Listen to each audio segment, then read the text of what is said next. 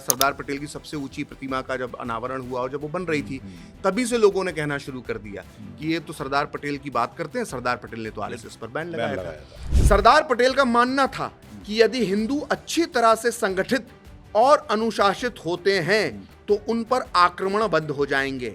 इस तरह हिंदू अन्य समुदायों के उग्रवाद, अन्य समुदायों का उग्रवाद किसका है मुझे बताने की जरूरत नहीं है। इस तरह हिंदू अन्य समुदायों के उग्रवाद की तेज धार को कुंद कर देंगे, चाहे वो मुस्लिम हो या कोई और।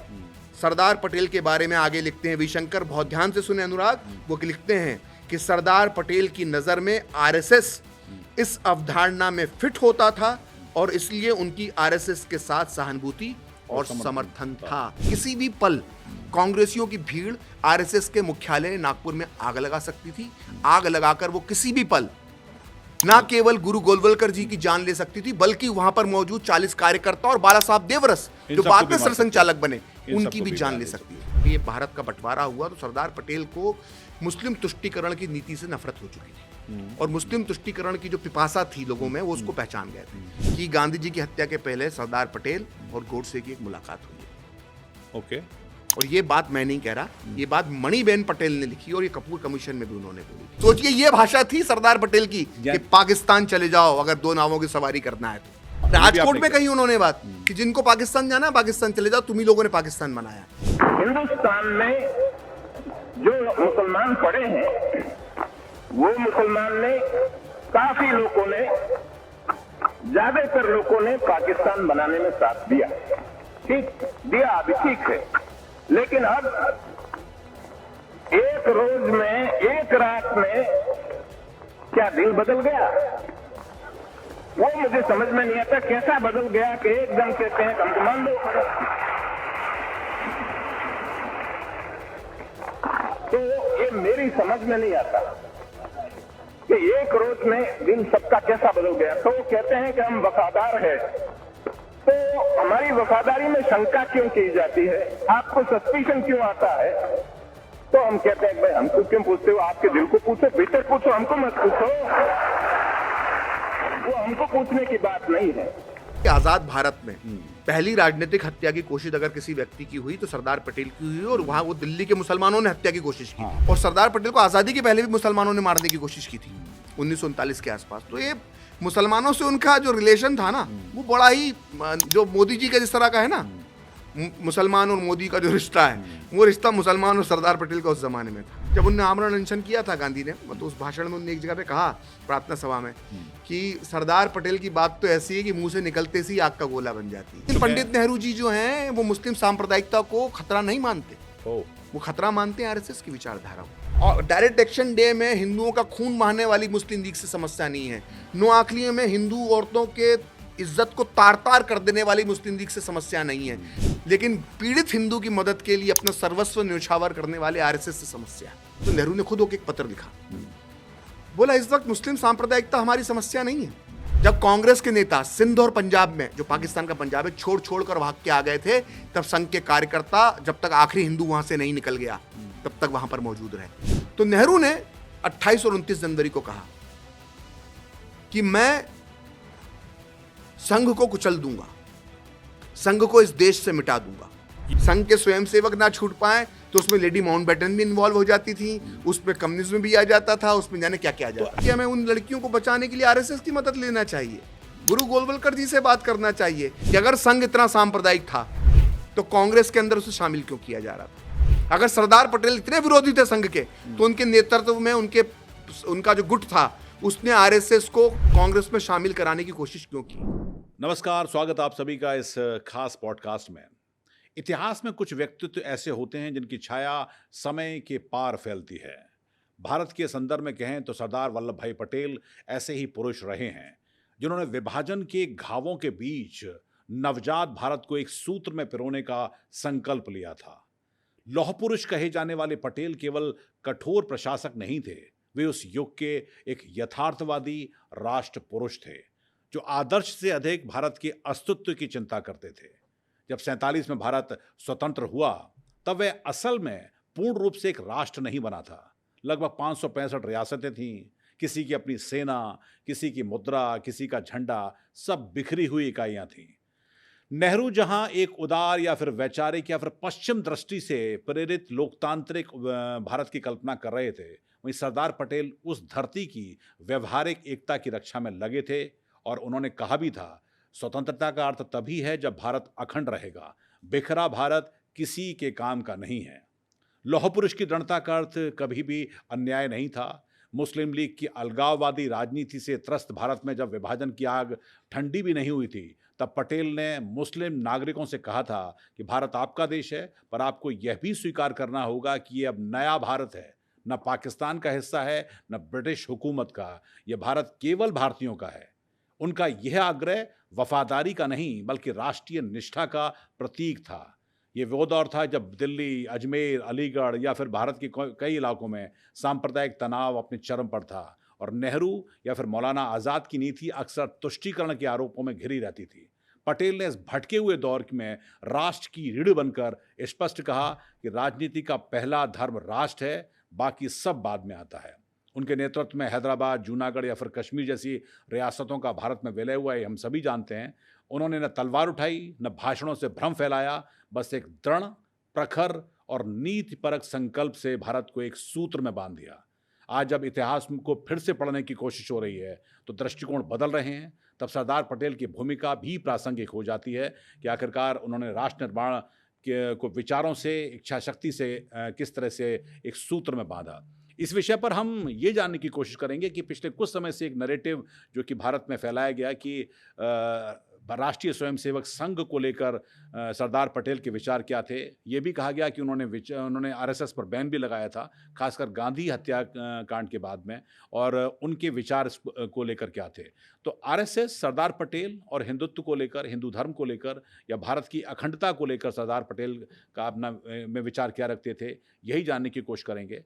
और इस पूरे चर्चा में हमारे साथ वरिष्ठ पत्रकार और इस समय एक किताब के ज़रिए चर्चा में आए पत्रकार और लेखक प्रखर श्रीवास्तव हमारे साथ हैं, जिनकी किताब हे राम इस समय सुर्खियों में है, चर्चा का विषय है। वो मैं आपको दिखाना चाहता हूँ। हे राम ये किताब है जो कि आप खरीद सकते हैं, ऑनलाइन खरीद सकते हैं या आप इसको पढ़ सकते हैं जाके। और ये किताब अपने आप में इसलिए बहुत इंपॉर्टेंट है क्योंकि ये एक बहुत ही सटीक दस्तावेज़ है गांधी हत्याकांड के उन तमाम आरोपों के बाद आरएसएस पर लगे या उस समय की जो राजनीति हुई थी पंडित नेहरू से लेकर तमाम लोगों के बारे में। इसके लेखक वरिष्ठ पत्रकार प्रखर श्रीवास्तव हमारे साथ मौजूद हैं। प्रखर की इस किताब की खास बात ये भी है कि उन्होंने तमाम रेफरेंसेस को कोट किया है जो समय के लोग बड़े थे, चाहे वो उस समय स्वतंत्रता सेनानी हों, उनके साथ काम करने वाले लोग हों। प्रखर हमारे साथ मौजूद हैं, उनका स्वागत। बहुत बहुत धन्यवाद। आज का मौका इसलिए भी बहुत इम्पोर्टेंट है कि जब जब सरदार पटेल की बात आती है और खासकर इस सरकार ने, राष्ट्रीय स्वयंसेवक संघ ने जब ये कहा कि उनका योगदान कितना महत्वपूर्ण रहा है और वो जो बात उठाते रहे थे, एक बात जो लगती है सबसे पहले उस पर मैं आपकी क्लैरिटी चाहता हूँ और आपने जो जो किताब में कहा है उसको आप हमारे दर्शकों को बताएं कि जो ये एक बात कही जाती है कि आप तो सरदार पटेल को अप्रोप्रिएट करते हो, आप उनको साथ देते हो, लेकिन खुद पटेल ने as a home minister RSS पर बैन लगाया था।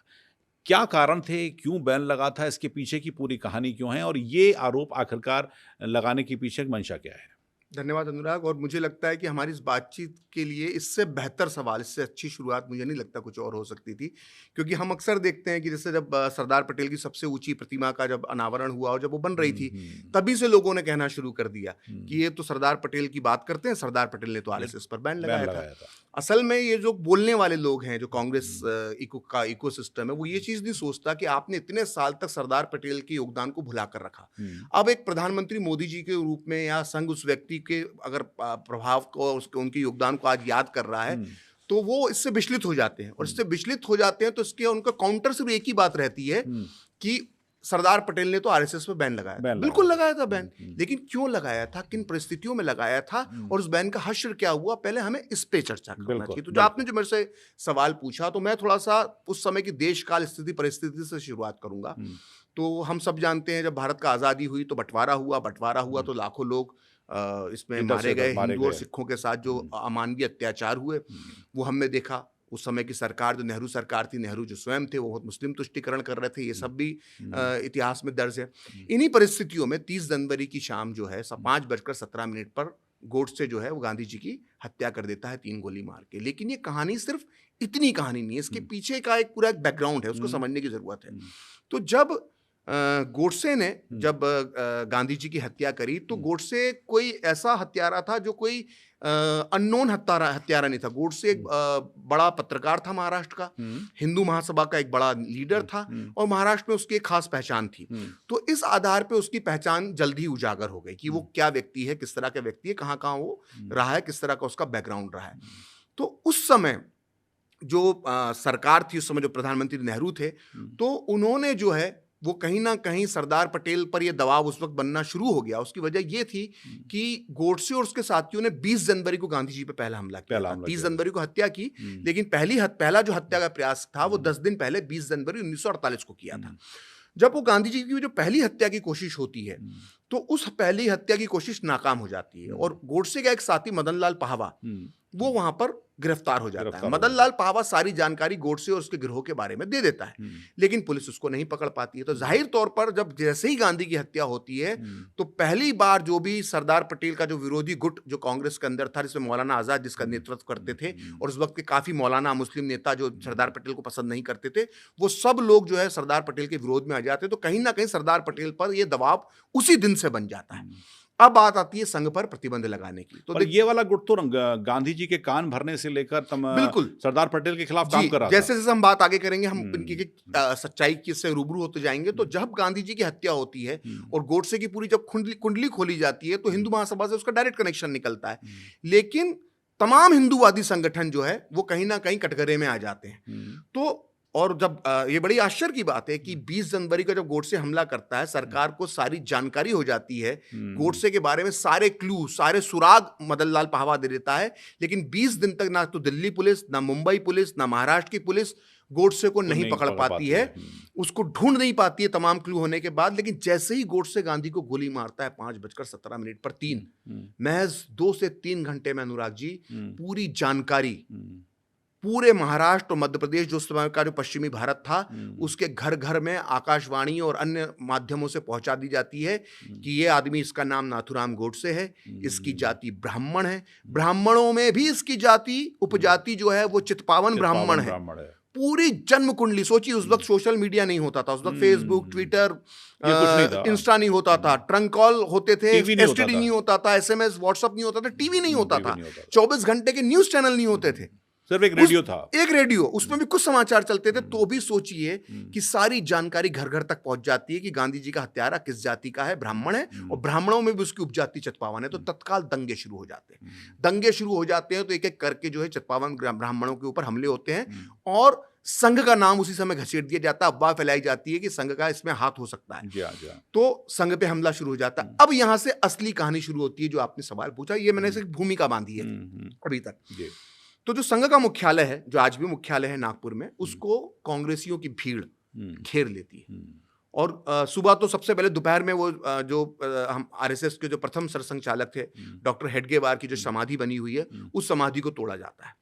फिर भीड़ इकट्ठा होना शुरू होती है और शाम को संघ के मुख्यालय को, उस वक्त आज तो संघ का मुख्यालय नागपुर में बहुत बड़ा है, उस समय उतना बड़ा नहीं होता था, संघ के मुख्यालय को कांग्रेसियों की भीड़ घेर लेती है। और सबके हाथ में हथियार होते हैं, डंडे होते हैं और मशाले होती हैं, जिसमें एक तरह से संघ के कार्यालय को जलाने के पूरा प्लान कांग्रेसी लोग, उस वक्त कांग्रेसी, उस समय विदर्भ के कांग्रेसी तैयार कर चुके होते हैं। अंदर संघ के कार्यालय के अंदर गुरु गोलवलकर जो आरएसएस के द्वितीय सरसंघचालक थे, वो वहां पर मौजूद होते हैं और उनके साथ 40 अन्य स्वयंसेवक भी वहां पर मौजूद होते हैं। और ये बहुत रोचक बात है जो आज की नए स्वयंसेवकों को नहीं मालूम होगा शायद, कि उस समय बाला साहब देवरस भी, जो बाद में जाके सरसंघचालक बने, तीसरे संघचालक बने, बाला साहब देवरस भी उस जगह पर मौजूद होते हैं गुरुजी के साथ। तो बाला साहब देवरस उस वक्त नौजवान थे, कम उम्र के थे। तो बाला साहब देवरस जब देखते हैं, उनको मालूम पड़ता है कि पूरी भीड़ ने घेर रखा है और किसी भी वक्त ये हमला होकर ये इसको आग लगाई जा सकती है और हमें मारा जा सकता है। तो बाला साहब देवरस गुरु गोलवलकर जी से कहते हैं कि हमें इसका प्रतिकार करना चाहिए, अगर हमें लोग इस तरह से घेर रहे हैं तो हम। बाला साहब देवरस की उस समय उम्र कम थी, तो एक उत्साह, युवा में जो होता है, युवा जो जोश होता है, बोले हमें इनका प्रतिकार करना चाहिए, इनका मुकाबला करना चाहिए। तो गुरुजी उनको रोकते हैं, वो कहते हैं कि समाज से ही संघ निकला है, तो ये संघ का अगर हम स्वयंसेवक हैं तो हम एक समाज उसी का हिस्सा होकर उसी समाज के दूसरे लोगों पर हम उनके साथ हिंसा करें या वो हमारे साथ हिंसा करें और हम उसका प्रतिकार करें, मैं इसका समर्थन नहीं करूंगा। अगर ये समाज जिस समाज से हम निकल कर आए, अगर वही समाज मुझे सजा देना चाहता है, मेरे साथियों को सजा देना चाहता है, तो उनको स्वागत है, जो करना है वो कर सकते हैं। तो ये स्थितियां बन चुकी थी। किसी भी पल कांग्रेसियों की भीड़ आरएसएस के मुख्यालय नागपुर में आग लगा सकती थी। आग लगाकर वो किसी भी पल ना केवल गुरु गोलवलकर जी की जान ले सकती थी, बल्कि वहां पर मौजूद 40 कार्यकर्ता और बाला साहब देवरस जो बाद में सरसंघचालक बने, उनकी भी जान ले सकती थी। तो जब ये खबर आईजी तक पहुंचती है और आईजी को मालूम पड़ता है, उस वक्त जो आईजी था, उसमें आपको बता दूं कि आज नागपुर महाराष्ट्र में आता है, तब नागपुर विदर्भ का जो नागपुर है वो सेंट्रल प्रोविंस में आता था, जिसको सीपीएन बरार स्टेट कहते थे। उसकी एक अलग सरकार थी। तो सीपी स्टेट के जो आईजी होते हैं वो ये जानकारी लेकर जाते हैं डीपी मिश्र के पास। डीपी मिश्र कांग्रेस के बहुत बड़े नेता थे। डीपी मिश्र उस वक्त सीपी और बरार के, सेंट्रल प्रोविंस और बरार के गृह मंत्री होते हैं। तो आईजी उनके पास पहुंचते हैं। अब कोट अनकोट डीपी मिश्र ने एक पुस्तक लिखी है, नेहरू इपॉक करके। उस पुस्तक में वो पूरा संस्मरण लिखते हैं कि जब आईजी मेरे पास पहुंचे तो उनकी हवाइयां उड़ी हुई थी। आईजी ने मुझे बताया कि भीड़ ने आरएसएस मुख्यालय को घेर रखा है। मुख्यालय के अंदर स्वयंसेवक 40 के करीब स्वयंसेवक हैं और गुरु गोलवलकर जो संस्था के प्रमुख हैं वो भी वहां पर अंदर मौजूद है और किसी भी पल भीड़ आरएसएस मुख्यालय को आग लगा सकती है। तो डीपी मिश्र कहते हैं, अपनी पुस्तक में लिखते हैं, तो मैंने आईजी से पूछा कि क्या अगर हम गुरु गोलवलकर को गिरफ्तार कर लें तो क्या जनता का गुस्सा रुक सकता है? बोला हाँ बिल्कुल, लेकिन हम उन्हें किस आधार पर गिरफ्तार करेंगे? बोला शांति भंग करने के आधार पर उन्हें गिरफ्तार कर लो, जिससे कम से कम जनता का गुस्सा भी शांत हो जाएगा और वो 40 स्वयंसेवकों की और गुरु गोलवलकर की जान बच जाएगी। ये डीपी मिश्र फैसला लेते हैं। और डीपी मिश्र ने, ये कोई प्रखर श्रीवास्तव अपने मन से नहीं कह रहा, ये बात डीपी मिश्र ने नेहरू इपोक नाम की अपनी पुस्तक में, जिसको नेहरू ईरा के नाम से भी छापा गया है, उसके अंदर दिखी है ये बात। ठीक है। और डीपी मिश्र के बारे में बता दूं, अगर हमारे दर्शकों को ना मालूम हो, डीपी मिश्र कट्टर कांग्रेसी थे और इंदिरा गांधी को प्रधानमंत्री बनाने में उनकी बहुत बड़ी भूमिका थी। बाद में जाकर वो मध्य प्रदेश के मुख्यमंत्री बने। तो अगर एक कांग्रेस का इतना बड़ा नेता ये बात कह रहा है तो हमें भरोसा करना पड़ेगा। ठीक बात है। इस इकोसिस्टम को ही भरोसा करना पड़ेगा। जो एक बार फिर आप बता दें, आप उनकी नेहरू इपोक और नेहरू ईरा के नाम से भी वो है। ठीक है। तो जब वो कहते हैं कि जाइए आप गिरफ्तार कर लीजिए शांति भंग करने के आरोप में गुरु गोलवलकर को, तो ये हिंसा बच जाएगी। तो आईजी जाते हैं, भीड़ को समझाते हैं, कहते हैं कि हम गुरु गोलवलकर को गिरफ्तार कर रहे हैं। गुरु गोलवलकर को गिरफ्तार किया जाता है। और गुरु गोलवलकर को गिरफ्तार किस लिए किया जाता है?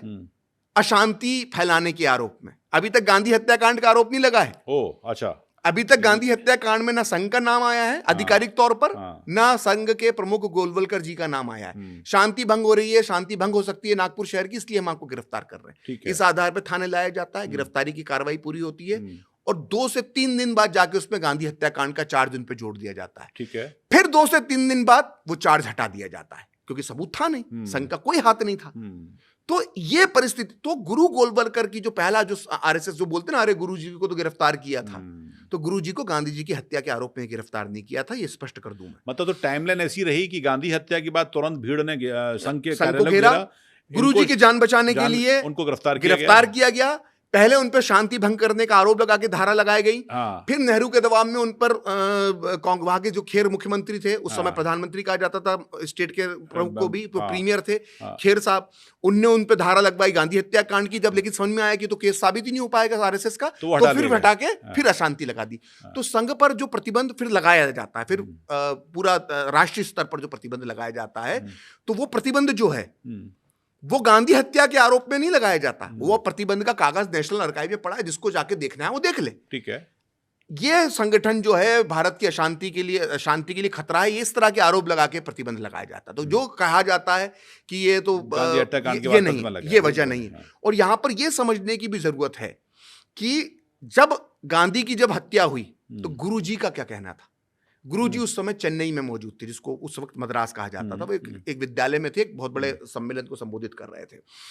वहां पर गुरुजी को जब मालूम पड़ता है तो गुरुजी चाय का कप पी रहे होते हैं, जैसा कि संस्मरण वहां पर जो लोग थे उन्होंने बाद में बताया कि गुरुजी चाय पी रहे होते हैं। तभी एक व्यक्ति आके, एक स्वयंसेवक उन्हें बताता है कि गांधी जी की हत्या हो गई है। तो गुरुजी चाय का प्याला नीचे रखते हैं और कहते हैं कि ये इससे बड़ा दुर्भाग्य इस देश का कुछ नहीं हो सकता। ये उनकी पहली अचानक निकली हुई प्रतिक्रिया होती है। और उसके बाद जो 3 पत्र लिखते हैं उसी रात, उसी रात वो नागपुर लौटकर आते हैं और 3 पत्र लिखते हैं। पहला पत्र वो लिखते हैं पंडित जवाहरलाल नेहरू को, प्रधानमंत्री को। दूसरा पत्र लिखते हैं प्रधानमंत्री गृह मंत्री सरदार पटेल को। तीसरा पत्र लिखते हैं देवदास गांधी को, जो गांधी जी के सबसे छोटे बेटे थे। और तीनों ही पत्र में वो गोडसे को उलाहने देते हैं। गोडसे के लिए जिस तरह की भाषा का वो इस्तेमाल करते हैं वो पढ़ने लायक है कि एक ऐसा व्यक्ति जिसने बहुत ही भीषण जघन्य अपराध किया है, मतलब ऐसा कृत्य करा है जो इंसानियत की श्रेणी में नहीं आता। ये गुरुजी की भाषा है गोडसे के लिए। उसमें बोलते हैं जो भी व्यक्ति है जिसने ये करा है उसको दुनिया की किसी अदालत में माफी नहीं मिलना चाहिए, उसे सजा मिलना चाहिए। ये वो जघन्य अपराध है जो इंसान नहीं कर सकता। ये इस तरह की भाषा वो लिखते हैं। और पहला जो वो फैसला लेते हैं एक संगठन के प्रमुख होने के नाते, वो कहते हैं कि हिंदू धर्म में जो हमारे यहाँ 13 दिन की एक प्रथा होती है, शोक हम सभी के हम सभी होती है, वो उस तो 13 दिन तक संघ को विसर्जित कर देते हैं। अभी तक ना गिरफ्तारी हुई है, अभी तक ना उन्हें ऐसी आशंका है कि उनकी गिरफ्तारी होगी, लेकिन खुद होकर बिना किसी की सलाह के वो खुद से प्रेरित होकर गांधी जी के सम्मान में 13 दिन के लिए संघ को विसर्जित कर देते हैं कि 13 दिन तक कोई शाखा नहीं लगेगी देश भर में। वो संदेशे पहुंचाना शुरू कर देते हैं, कोई शाखा नहीं लगेगी, संघ कार्य 13 दिन के लिए स्थगित किया जाता है महात्मा गांधी के सम्मान में। ये स्थिति थी। तो जो गांधी का जो आज आरोप लगाते हैं उनको पता होना चाहिए कि गुरुजी की गिरफ्तारी गांधी हत्याकांड में नहीं बल्कि गुरुजी को बचाने के लिए हुई थी, नंबर 1। और संघ पर प्रतिबंध अशांति और शांति को खतरा जैसे आधार बनाकर किया गया था। ये किया गया था। और ये उस समय संघ की प्रतिक्रिया क्या रही थी, मतलब गुरुजी की प्रतिक्रिया इस दौरान क्या रही? ये प्रतिक्रिया जो मैंने आपको बताई। तो क्या ऐसा इससे सवाल पैदा होता है कि क्या ये उस समय चूंकि नेहरू जी थे, हाँ, उन किसी दबाव में थे? क्या सरदार पटेल पे किसी तरह का प्रेशर था एज ए होम मिनिस्टर के तौर पर, या ये कह सकते हैं कि कहीं ऊपर से प्रेशर था कि आरएसएस के खिलाफ कुछ ऐसा कदम उठाए जाए? बिल्कुल। देखिए क्या होता है कि देखिए सरदार पटेल, हम ये स्पष्ट आप भी जानते हैं, मैं भी जानता हूं, सरदार पटेल लौह पुरुष थे। सरदार पटेल किसी के दबाव में आने वाले व्यक्ति नहीं थे। सरदार पटेल का एक बहुत विराट व्यक्तित्व था। आज हम जो उनने करके दिखाया है सारी उसी की वजह से हम बैठे हैं। आज हम ये राष्ट्र का जो नक्शा है ये इसके पीछे उनका ही योगदान है। लेकिन एक नेता के तौर पर जो उस वक्त उनके साथ हो रहा था, ये भी गौर करने वाली बात है जिस पर आज कभी कोई लोग चर्चा नहीं करते। मैं आपका धन्यवाद देना चाहूंगा कि आपने मुझे मौका दिया ये सवाल पूछकर। देखिए क्या है कि सरदार पटेल की आप पूरी स्थिति को समझिए। मैं आपको बताना चाहता हूं कि सरदार पटेल, जब ये भारत का बंटवारा हुआ तो सरदार पटेल को मुस्लिम तुष्टीकरण की नीति से नफरत हो चुकी थी और मुस्लिम तुष्टीकरण की जो पिपासा थी लोगों में वो उसको पहचान गए थे।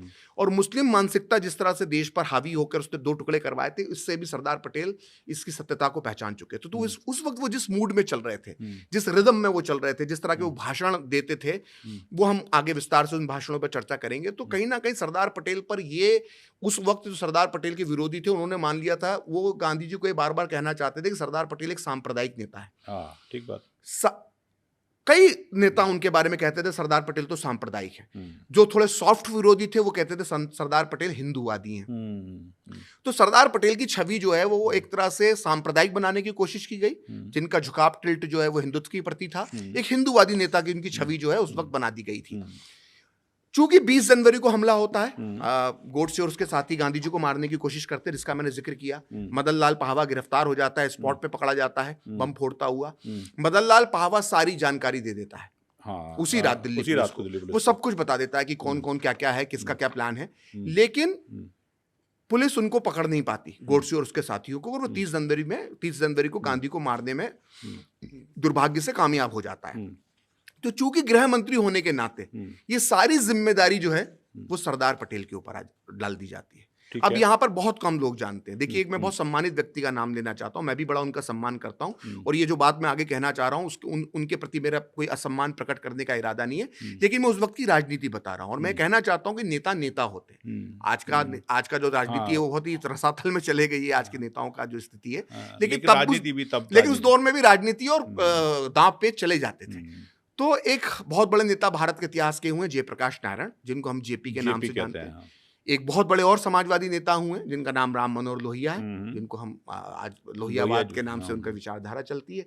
इसके अलावा कमला देवी चट्टोपाध्याय वगैरह समाजवादी नेता थे। तो ये जो 3 नाम मैंने लिए, तो जैसे ही गांधी जी की हत्या हुई तो इन लोगों ने सरदार पटेल का विरोध करना शुरू कर दिया और जेपी की अगुवाई में विरोध किया। इन लोगों ने कहा कि सरदार पटेल की वजह से गांधी जी की हत्या हुई है, क्योंकि सरदार पटेल गांधी जी की जान बचाने में नाकाम हुए। और जेपी ने अगले दिन से ही, मतलब जैसे ही गांधी जी का अंतिम संस्कार होता है, जेपी और लोहिया और कमला देवी चट्टोपाध्याय जैसे जो वामपंथी नेता थे, माफ कीजिएगा समाजवादी नेता जो थे, इन्होंने सरदार पटेल के खिलाफ मोर्चा खोल दिया। ठीक है। और इतना ज्यादा मोर्चा खोल दिया कि दिल्ली में जो शोक सभा हुई, शोक सभा में सरदार पटेल को जेपी ने तमाम तरह के उल्हाने दिए। उसके बाद 2 से 3 दिन बाद ही एक रैली का आयोजन कर लिया जेपी ने, और रैली को बाद में उन्होंने मार्च में बदल दिया। पहले तो भाषण दिया जयप्रकाश नारायण सरदार पटेल के खिलाफ, और वो भीड़ लेकर पार्लियामेंट के अंदर घुस गए। मतलब पार्लियामेंट का जो पहले तक, अभी तो जंतर मंतर में प्रदर्शन होते हैं, पहले पार्लियामेंट तक जाने की परमिशन थी। जब वो साधु संतों पर इंदिरा गांधी ने फायरिंग करवाई, उसके बाद वो बंद हुआ। तो पार्लियामेंट के अंदर तक जेपी पहुंच गए भीड़ लेकर, सरदार पटेल के खिलाफ नारे लगाते हुए कि गांधी की हत्या के लिए सरदार पटेल जिम्मेदार हैं। तो जाहिर तौर पर एक समाजवादियों का बड़ा गुट था कांग्रेस के अंदर, प्रभावशाली गुट था, जेपी लोहिया जैसे नेता थे। तो कहीं ना कहीं सरदार पटेल पर यह दबाव बना, और सरदार पटेल पर वो नाकामी तो थी पुलिस की, और सरदार पटेल पर वो जिम्मेदारी बनती थी। तो वो उस दबाव में ऑलरेडी आ चुके थे, और बहुत और गांधी जी को वो बहुत मानते थे। अंतिम समय में गांधी जी से उनके संबंध भी बहुत खराब हो गए थे। तो कहीं ना कहीं उनके अंदर एक आत्मग्लानि भी थी। जो उनकी आखिरी मुलाकात होती, वो भी बड़ी तलखी वाली मुलाकात है, जो उसकी हम आगे चर्चा करेंगे, संबंधों की भी हम आगे चर्चा करेंगे। तो कहीं ना कहीं एक आत्मग्लानि थी कि मेरे आखिरी समय में बापू से संबंध खराब हो गए। दूसरा, उनके मन में एक आत्मग्लानि ये थी कि वो पुलिस उनको नहीं बचा पाई गांधी को। दूसरी, तीसरा दबाव ये था कि जिस तरह से समाजवादी उनके खिलाफ आंदोलन चला रहे थे, वो था। चौथा, उनके साथ दिक्कत ये थी कि नेहरू और अबुल कलाम आजाद जैसे नेता उसको हवा दे रहे थे, उनके खिलाफ आंदोलन को। और इसी परिस्थितियों के अंदर उन्होंने इस्तीफा भी अपना एक बार पेशकश कर दी थी कांग्रेस हत्या के 3 दिन बाद। तो वो जब परिस्थिति लगी, और जब ये कहा गया कि भाई आरएसएस पर बैन लगाना है, तो ये जानते हुए, देखिए, मैं ये सच को मानना चाहिए कि गोडसे आरएसएस का सदस्य था, लेकिन वो 1936 तक सदस्य था। वो देखिए, वो बेसिकली सावरकर का विचारधारा मानने वाला था, और सावरकर और संघ के बीच में कई वैचारिक मतभेद थे उस दौर में। बिल्कुल। तो गोडसे, जब सावरकर रत्नागिरी में थे तो उनके साथ काम करता रहा। जब गोडसे के पिता का ट्रांसफर रत्नागिरी से हो गया और रिटायर होने के बाद वो सांगली में बस गए, तो गोडसे का सावरकर से संबंध टूट गया, क्योंकि सावरकर तो रत्नागिरी में नजरबंदी में थे, वो तो कहीं बाहर जा नहीं सकते थे। गोडसे सांगली में शिफ्ट हो गया अपने पिता के साथ। तो सांगली में जब उसे हिंदूवादी संगठन कोई और नहीं मिला, तो आरएसएस ज्वाइन कर ली। तो मुश्किल से वो 2 या 3 साल रहा है आरएसएस की शाखाओं में गया, और जाने के पीछे भी उसका एक और मकसद था गोडसे का, चूंकि वो एक टेलरिंग का काम सीख चुका था, दर्जी का काम सीख चुका था। तो वो आरएसएस की जो स्वयंसेवक थे, उससे वो सिलवा लेते थे वर्दियां, अपनी उस वक्त संघ की वर्दियां। गोडसे का परिवार, चूंकि पिता रिटायर हो गए थे, बड़ी कम पेंशन मिलती थी, परिवार बड़ा था, बहन की शादी हो चुकी थी, 2 बहनों की शादी और होने वाली थी, तो परिवार आर्थिक तंगी में था। और ये बड़ी दिलचस्प बात है कि वो सांगली में क्यों शिफ्ट हुए थे, जबकि उनकी रिश्तेदारी सारी पुणे में थी। लेकिन सांगली में वो इसलिए शिफ्ट हुए थे अनुराग, क्योंकि सांगली उस वक्त बड़ा सस्ता शहर माना जाता था। कम किराए पे घर मिल जाता था, राशन सस्ता था, सब्जियां सस्ती थी। इसलिए गोडसे के पिता ने, विनायक गोडसे जिनका नाम था, वो सांगली शिफ्ट हो गया। तो सोचिए कितनी आर्थिक स्थिति खराब रही होगी गोडसे के परिवार की। तो ना केवल वो एक हिंदूवादी होने के कारण जब संघ जाता था, शाखा जाता था, तो उसकी एक वो इच्छा भी पूरी होती थी, और साथ में आरएसएस से उसको ये लाभ मिलता था कि उसको पैसे भी कमा लेता था वो वर्दियां सिल के। तो ये उसका रिश्ता आरएसएस से था।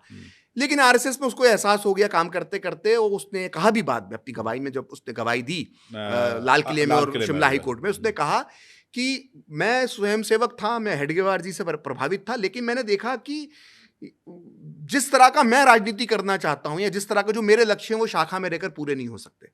ये सुबह आते हैं, कसरत करते हैं, और इनसे कुछ हासिल होता नहीं है। और यही बात उस वक्त के गृह सचिव थे बनर्जी साहब, उन्होंने बाद में कपूर आयोग में कही कि भाई आरएसएस से कोई संबंध नहीं था गोडसे का, वो कुछ समय के लिए गया था और आरएसएस की वो बुराइयां करता था। मैं आगे और बताऊं तो गोडसे ने आरएसएस को डैमेज करने की भी कोशिश की है। 42 में उसने एक एचआरडी बनाया, हिंदू राष्ट्र दल, और उसकी मिनट्स ऑफ मीटिंग मैंने पढ़े नेशनल आर्काइव में जाकर, क्योंकि जब उसकी पहली बैठक हुई एचआरडी की, जिसके अंदर गोडसे भी था, आप्टे भी था, आप्टे को भी फांसी हुई थी गांधी हत्याकांड में, और गोडसे के उस समय के सहयोगी थे बलवंत राव गोगटे भी उस बैठक में थे। तो इन सब की चर्चा हो रही है, और उसके मिनट्स ऑफ मीटिंग बने। तो उसमें आप्टे कहता है कि हमें सुबह सुबह एचआरडी है, हिंदू राष्ट्र दल की शाखा लगाना चाहिए। तो गोडसे कहता है नहीं, सुबह हम लगाएंगे तो हम संघ के जो स्वयंसेवकों को तोड़कर अपने साथ लाना चाहते हैं वो नहीं तोड़ पाएंगे। तो हमें शाखा लगाना चाहिए शाम को, वो भी सैटरडे और संडे को। अंग्रेजों की सैटरडे और संडे उस जमाने में भी छुट्टी रखते थे, 2 दिन की, तो हाफ डे भी होता था उस जमाने में। तो जो व्यक्ति संघ को डैमेज करने के लिए एक पैरेलल संगठन खड़ा कर रहा है, उनको तोड़कर इधर लाने की संघ कोशिश को में लगा, तोड़ने के लिए, संघ के स्वयंसेवकों को तोड़ने के लिए, अपने संगठन में लाने के लिए एचआरडी बनाया, हिंदू राष्ट्र दल, उसको आज लोग कहते हैं कि वो तो आरएसएस का मेंबर था। मतलब क्या बेवकूफी है, मतलब भाई थोड़ा तो पढ़ लो। वो बहुत दूर नहीं है, इंडिया गेट के पास बनाया नेशनल आर्काइव। हाँ बिल्कुल, वहां पे जाकर जाइए भाई साहब, थोड़ा सा रुपया लगता है, 100-200 रुपया लगेगा, दीजिए।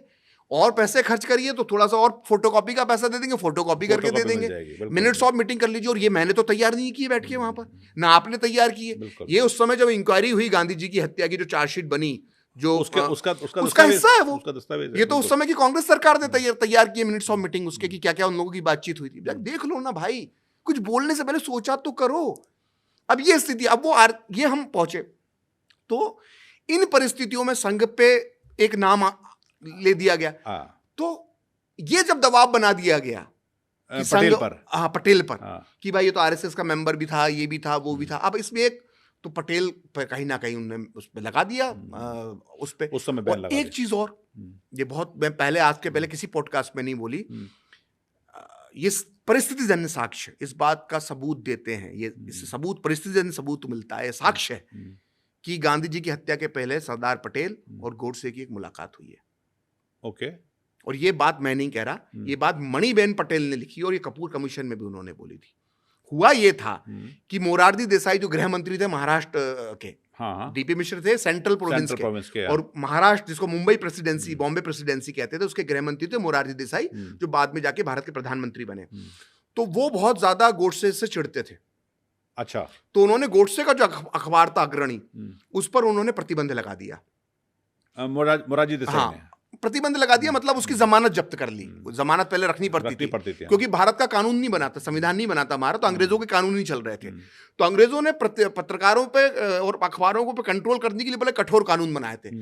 तो अंग्रेजों ने जो जिन कानूनों का इस्तेमाल आजादी की बात करने वाले पत्रकारों के खिलाफ किया, आजादी के बाद उसी कानून का इस्तेमाल फ्रीडम ऑफ स्पीच को कुचलने के लिए मोरारजी देसाई जैसे लोगों ने किया। ओके। तो उन्होंने गोडसे के जो अखबार अग्रणी था उसकी जमानत जब्त कर ली। पहले जमानत रखनी पड़ती थी अखबार को, तो 6,000 रुपए तो बड़ी बड़ी रकम होती थी उस जमाने में। और तो हिंदू राष्ट्र के नाम से उसे अखबार अपना शुरू करना पड़ा, तो और उसमें भी 3 नोटिस आ गए, मतलब उसकी भी जमानत जब्त करने की तैयारी शुरू हो गई, हिंदू राष्ट्र की अखबार की भी। तो गोडसे एक दिन रात में, सुबह 5 या 6 बजे के आसपास, 17 या 18 जनवरी 1948, गांधी जी की हत्या के 12-13 दिन पहले, मोरारजी देसाई की शिकायत करने के लिए सरदार पटेल के पास पहुंच गया। अच्छा। तो मणिबेन पटेल अपनी डायरी में लिखती हैं, मणिबेन पटेल कौन? सरदार पटेल की बेटी। वो लिखती हैं कि महाराष्ट्र के एक अखबार का संपादक, जिसकी जमानत वहां की सरकार ने, मोरारजी देसाई ने जब्त कर ली थी, वो सुबह बापूजी से मिलने आया। बापूजी बोलती थी, बापूजी अपने पिता को, सरदार पटेल को। बापूजी से मिलने आया और बड़ी ही उग्र भाषा में वो मोरारजी देसाई को भला बुरा कह रहा था। बापू ने उसको समझाया और भेज दिया। तो बाद में कपूर कमीशन में भी उन्होंने ये बात मानी कि हाँ वो हो सकता है। उनसे पूछा क्या वो नाथूराम गोडसे था जो सरदार पटेल से मिला था 12-13 दिन पहले? तो उन्होंने कहा वो हाँ हो सकता है, सरदार पटेल से मिलने वाला वो व्यक्ति, वो संपादक नाथूराम गोडसे हो सकता है। और फिर जब मैंने दूसरा रिसर्च किया तो 17-18 जनवरी को गोडसे दिल्ली में भी मौजूद था, क्योंकि जब वो 20 जनवरी का हमला करने के लिए आया हुआ था, वो दिल्ली 17-18 जनवरी को पहुंच गया था। और ये भी फैक्ट है कि सरदार पटेल सुबह 4 बजे टहलने के लिए जाते थे, और टहल के जब वो आते थे तो लोग उनसे उस वक्त मिलने का सबसे उत्तम समय होता था। कोई भी आम आदमी उससे मिलने के लिए उस वक्त पहुंच जाता था। ये आज जैसा प्रोटोकॉल नहीं है, जैसा आज एक नेता के पास पहुंचना बड़ा, उतना सिक्योरिटी का प्रोटोकॉल। तो ये सब स्थितियां थी सरदार पटेल के आसपास। 5-6 कारण थे। संघ पर प्रतिबंध लगा दिया। संघ पर लेकिन जो प्रतिबंध लगाया गया, नेशनल आर्काइव में चेक कर लो, उसमें कहीं नहीं लिखा कि गांधी हत्या की वजह से प्रतिबंध लगा रहे, अशांति फैलाने की वजह से, सामाजिक समरसता बिगड़ रही है, ये सब कथित तौर पर ये बहाने लगाकर संघ पर प्रतिबंध लगाया गया। एक चीज मैं अगला सवाल करूं, लेकिन एक छोटा सा मैं जानकारी चाहूंगा। आपके 2 चैप्टर हैं, और जो दर्शक भी इस किताब को जो पढ़ चुके हैं या पढ़ना चाहते हैं, सरदार पटेल का है, सरदार पटेल और मुसलमान और सरदार पटेल की बगावत, ये चैप्टर 11-12 है। इसमें आपने बड़े रेफरेंसेस दिए हैं कि किस तरह सरदार पटेल, जो कि एक ज़माने में कहा जाता है कि वो तो गांधी के सबसे मतलब यस मैन, सबसे चहेते थे, बल्कि इनफैक्ट ये कहा जाता है कि प्रधानमंत्री के लिए तो उनको सबसे ज़्यादा वोट मिले थे, वो तो गांधी जी के कहने पर नेहरू को आखिरकार गद्दी मिली। ये कौन लोग थे, क्यों ऐसा हुआ? लोग तो आपने बताए, लेकिन क्यों गांधी जी के खिलाफ कान भरने का काम या सरदार पटेल के खिलाफ षड्यंत्र रचने का कारण क्या नजर आता है? देखिए क्या हुआ कि ये इसका अध्ययन करना बहुत जरूरी है और उस पर चर्चा आज की तारीख में बहुत बार बार होना चाहिए। जैसा आज की राजनीति में राइट मैन वर्ड चलता है, ये right man word Sardar Patel के लिए इस्तेमाल हुआ, गांधी के राइट मैन थे। गांधी के राइट मैन थे। असल में क्या हुआ कि गांधी की हर बात उन्होंने मानी। तो जो जिस घटना का आपने उदाहरण दिया कि सबसे ज्यादा वोट उनके पास थे कांग्रेस प्रदेश कांग्रेस कमेटियों के, फिर भी उन्होंने, गांधी जी ने उनको एक इशारा किया ऐसे आंखों से कि तुम अपना नाम वापस ले लो। आंखों से इशारा किया था, वो सारा घटनाक्रम कृपलानी अपनी पुस्तक में लिख के गए। उन्होंने नाम वापस ले लिया, पद ठुकरा दिया उन्होंने, हाथ में आया हुआ प्रधानमंत्री का। सोचिए कितना उनका गांधी जी के प्रति समर्पण का भाव रहा हुआ। लेकिन ये बात जो घटना हम जिसके जिक्र, वो 1946 का अप्रैल का महीना है। ठीक है। तब तक भारत में उस तरह के दंगे नहीं हुए। अभी तक मुस्लिम लीग और भारत कांग्रेस के बीच में सिर्फ बातचीत चल रही है, अभी हिंसा शुरू नहीं हुई। कलकत्ता और नोआखली नहीं हुआ है। नोआखली और कलकत्ता नहीं हुआ है। ठीक है। अभी कैबिनेट मिशन आया है। कैबिनेट मिशन ने जो प्रस्ताव रखा है, जिसमें संघ बनाने की बात हुई है, A group, B group, C group, वो डिटेल में हम जाएंगे तो बहुत लंबा हो जाएगा, वो पढ़ सकते हैं दर्शक कैबिनेट मिशन का प्रस्ताव। उस पर कांग्रेस भी सहमत हो गई और मुस्लिम लीग भी सहमत हो गई। मामला बिगड़ता है तो सरदार पटेल को अभी तक गांधी पे विश्वास है, गांधी की अहिंसा पे विश्वास है, क्योंकि अहिंसा है, देश में अहिंसा का माहौल है, तो गांधी पे विश्वास है। सरदार पटेल को अहिंसा पे विश्वास है, गांधी पर भी विश्वास है। जुलाई अगस्त में जब घोषणा करते हैं जिन्ना डायरेक्ट एक्शन डे की, और जब वो कलकत्ता में हिंदुओं का नरसंहार देखते हैं, तब वहां से परिवर्तन की शुरुआत होती है सरदार पटेल की विचारों में। ओके। फिर वो नोआखली में देखते हैं, फिर नोआखली के बाद वो बिहार में देखते हैं, फिर बिहार का जो परिणाम होता है वो नॉर्थ वेस्ट प्रोविंस में, जो आज जिसको हम जो पाकिस्तान का फ्रंटियर इलाका है, पेशावर, कोहट, इस इलाके में दंगे होते हैं, पेशावर के दंगे होते हैं। तो ये लाहौर में दंगा होता है, पाकिस्तान का जो पंजाब का हिस्सा उसमें तो उनकी एक सोच बदलना शुरू होती है, अहिंसा के प्रति भी उनके मन में एक सेकंड थॉट आना शुरू होता है। फिर उसी दौर में मुस्लिम तुष्टीकरण की इंतहा देख लेते हैं। जब वो देखते हैं कि नोआखली में अलग भाषा है, बिहार में अलग भाषा है, वो अपने सामने नेहरू के कुछ क्रियाकलाप देखते हैं मुस्लिम तुष्टीकरण के, तो कहीं ना कहीं वो परिवर्तन आना शुरू होते हैं।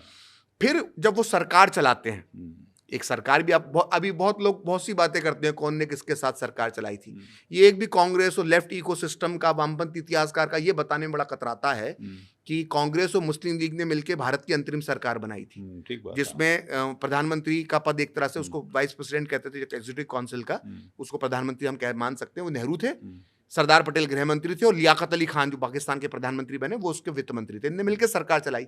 तो उस सरकार को चलाने के दौरान सरदार पटेल ने बड़ी मुश्किलों का सामना करा। वो मुश्किलें क्या थी वो मैं यहाँ पे बताना बहुत जरूरी है। सरदार पटेल की आज जयंती है, मालूम होना चाहिए कि सरदार पटेल जब उस के गृह मंत्री थे तो सरदार पटेल एक कांस्टेबल की भी भर्ती नहीं करवा पाते थे गृह मंत्री होने के नाते, क्योंकि आज भी कोई भी फाइल, नियुक्ति की फाइल जो होती है वो गृह वित्त मंत्रालय जाती है। वित्त मंत्रालय में कौन व्यक्ति बैठा हुआ था? लियाकत अली खान। तो लियाकत अली खान और जो अन्य मंत्री थे मुस्लिम लीग की उस सरकार के अंदर, वो सरदार पटेल को परेशान करते थे। सरदार पटेल जो भी परिवर्तन पुलिसिंग में लाना चाहते थे वो उसका बजट रोक दिया करता था लियाकत अली खान।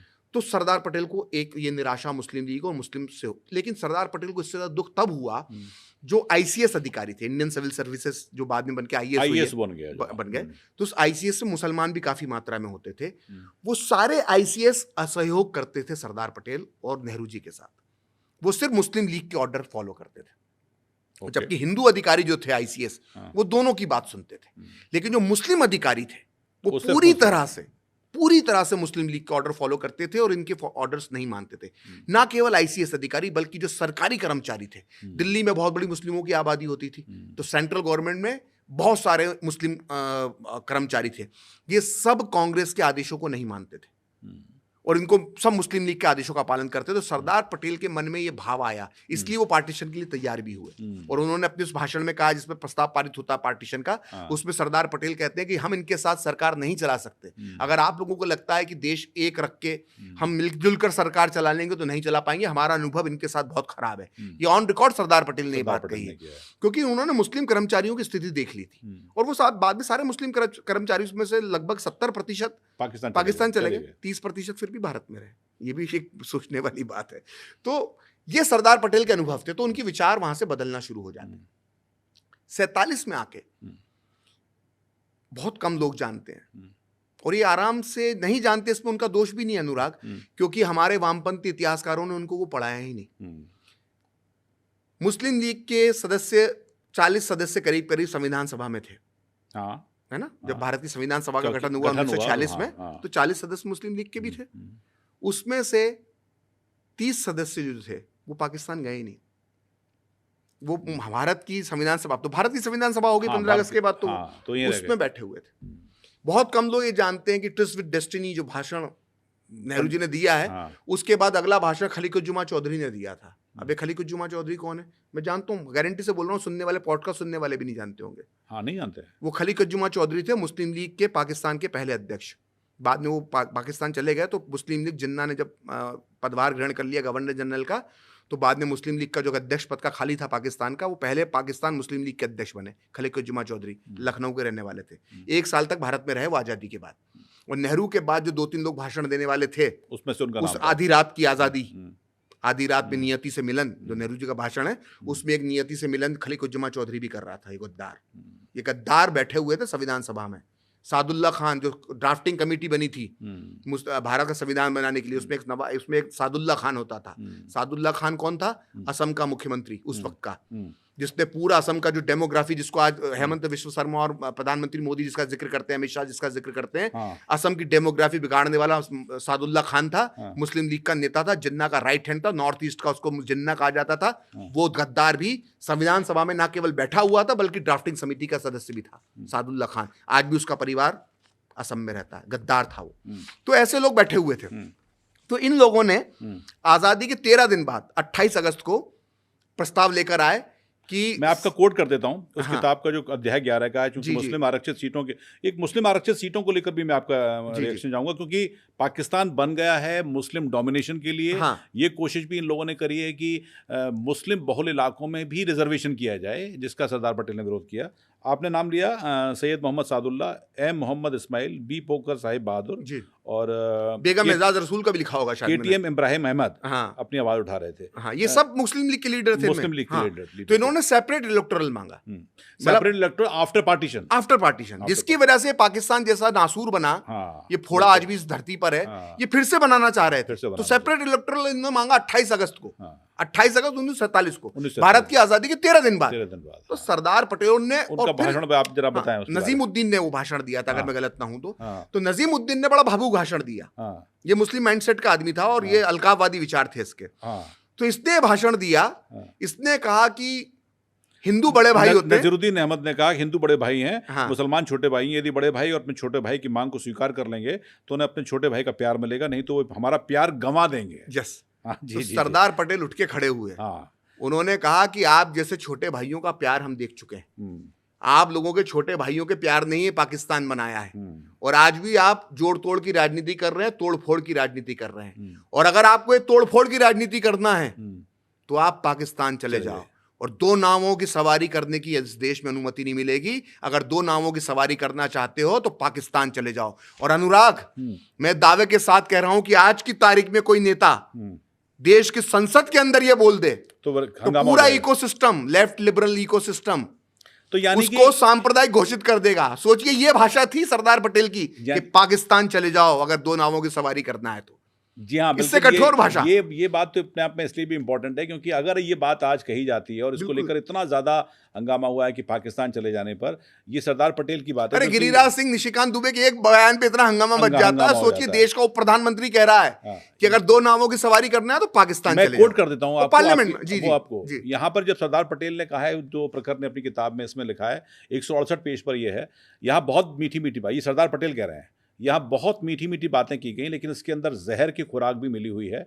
मैं छोटे भाइयों यानी मुसलमानों का प्रेम गंवा देने के लिए तैयार हूँ। हमने आपका प्यार देख और भुगत लिया है, आपको अपनी हरकतों में परिवर्तन करना चाहिए, नहीं तो आपकी ये मांग मानने से बड़े भाई यानी हिंदुओं की मौत हो सकती है। आप लोग तय कर लीजिए कि आप देश को सहयोग देना चाहते हैं या फिर तोड़फोड़ की चालें आजमाना चाहते हैं। मैं आपसे हृदय परिवर्तन की अपील करता हूँ। कोरी बातों से कोई काम नहीं चलेगा। आप अपनी मानसिकता को बदल दें और फिर से विचार करें। आपको जो चाहिए था वह पाकिस्तान के रूप में आपको मिल गया है। याद रखिए, पाकिस्तान के निवासी नहीं बल्कि आप लोग ही पाकिस्तान बनाने के लिए जिम्मेदार हैं। खासकर ये बात उनकी महत्वपूर्ण है क्योंकि बहुत सी बात एक नैरेटिव आता है कि हमने तो हिंदुस्तान की ज़मीन में सभी का खून शामिल है, सभी का खून मिट्टी शामिल में। है। हाँ, आप ही लोग पाकिस्तान बनाने के जिम्मेदार हैं। आप ही लोग पाकिस्तान आंदोलन के अगुआ थे। अब आपको क्या चाहिए हमें सब पता है। हम नहीं चाहते कि देश को फिर से बंटवारा हो जाए। जिन्हें पाकिस्तान चाहिए था उनको वह मिल गया है। जिनकी पाकिस्तान में श्रद्धा है वे वहाँ चले जाएं और सुख से रहें। पेज 168 ये सरदार पटेल के उस भाषण ये को 28 अगस्त का भाषण है और 28 ये अगस्त का इसको भाषण लग रहा मन से लिख दिया है, तो वो जाके देख ले, बहुत आसानी से मिल जाएगा भाषण, क्योंकि लोकसभा की सारी कार्रवाइयां पड़ी रहती है, संविधान सभा की पूरी कार्रवाई ऑनलाइन पड़ी हुई है। जी हाँ, जी हाँ। तो सोचिए पाकिस्तान जाने की वो बातें कह देते थे और एक बार नहीं कहा अनुराग। ये 28 अगस्त का ये भाषण है। ये अपने आप में इंपॉर्टेंट इसलिए क्योंकि ये पिछले 2-3-4 सालों में बहुत नैरेटिव हाँ, चला है। अब वो बोलते ना कि मुसलमान है तो हमसे सबूत मांगते नहीं, वफादारी का वो मांगते। सरदार पटेल ने 10 बार वफादारी का सबूत मांगा है मुसलमानों से। बिल्कुल मांगा, बिल्कुल मांगा। राजकोट में कही उन्होंने बात कि जिनको पाकिस्तान जाना है पाकिस्तान चले जाओ, तुम्ही लोगों ने पाकिस्तान बनाया। फिर यही बात लखनऊ में 3 जनवरी 1948 को कही कि जिन पाकिस्तान बनाने वाले तुम ही लोग थे, तुम ही लखनऊ के मुसलमान थे जिन्होंने पाकिस्तान बनाया था। पाकिस्तान चले जाओ, यहाँ पे तुम्हारी जगह नहीं है। फिर कलकत्ता जाते हैं 6 जनवरी को। कलकत्ता में तो गजब भाषण देते हैं। उसको तो मैं चाहूंगा कि अगर हो सके तो सुना भी दें आप लोग। उस भाषण में सरदार पटेल कहते हैं कि जो 3-4 करोड़ मुसलमान भारत में पड़े हैं, सोचिए वो ये भी नहीं बोल रहे कि 3-4 करोड़ मुसलमान भारत में रह रहे हैं। सरदार पटेल कह रहे हैं 3-4 करोड़ मुसलमान जो भारत में पड़े हैं वो एक रात में देशभक्त कैसे हो गए। तो सरदार पटेल जो थे वो जो इस तरह के भाषण, जब हमारी आपका जो सवाल था मैं वापस उस पर आता हूं कि सरदार पटेल जब इस तरह के भाषण दे रहे थे तो जो मुसलमान जो थे उस वक्त के मुस्लिम नेता थे जिन्होंने कभी पाकिस्तान का समर्थन कर दिया था लेकिन तब भी वो भारत में रह रहे थे और कई राष्ट्रवादी मुसलमान भी थे जिन्होंने पाकिस्तान का विरोध भी किया था, लेकिन वो तो भारत में ही रहेंगे। ये सब मौलाना आजाद के नेतृत्व में रोज सुबह गांधी जी के पास जाके बैठ जाते थे बिरला भवन में, ठीक है, और सरदार पटेल के लिए कान भरते थे।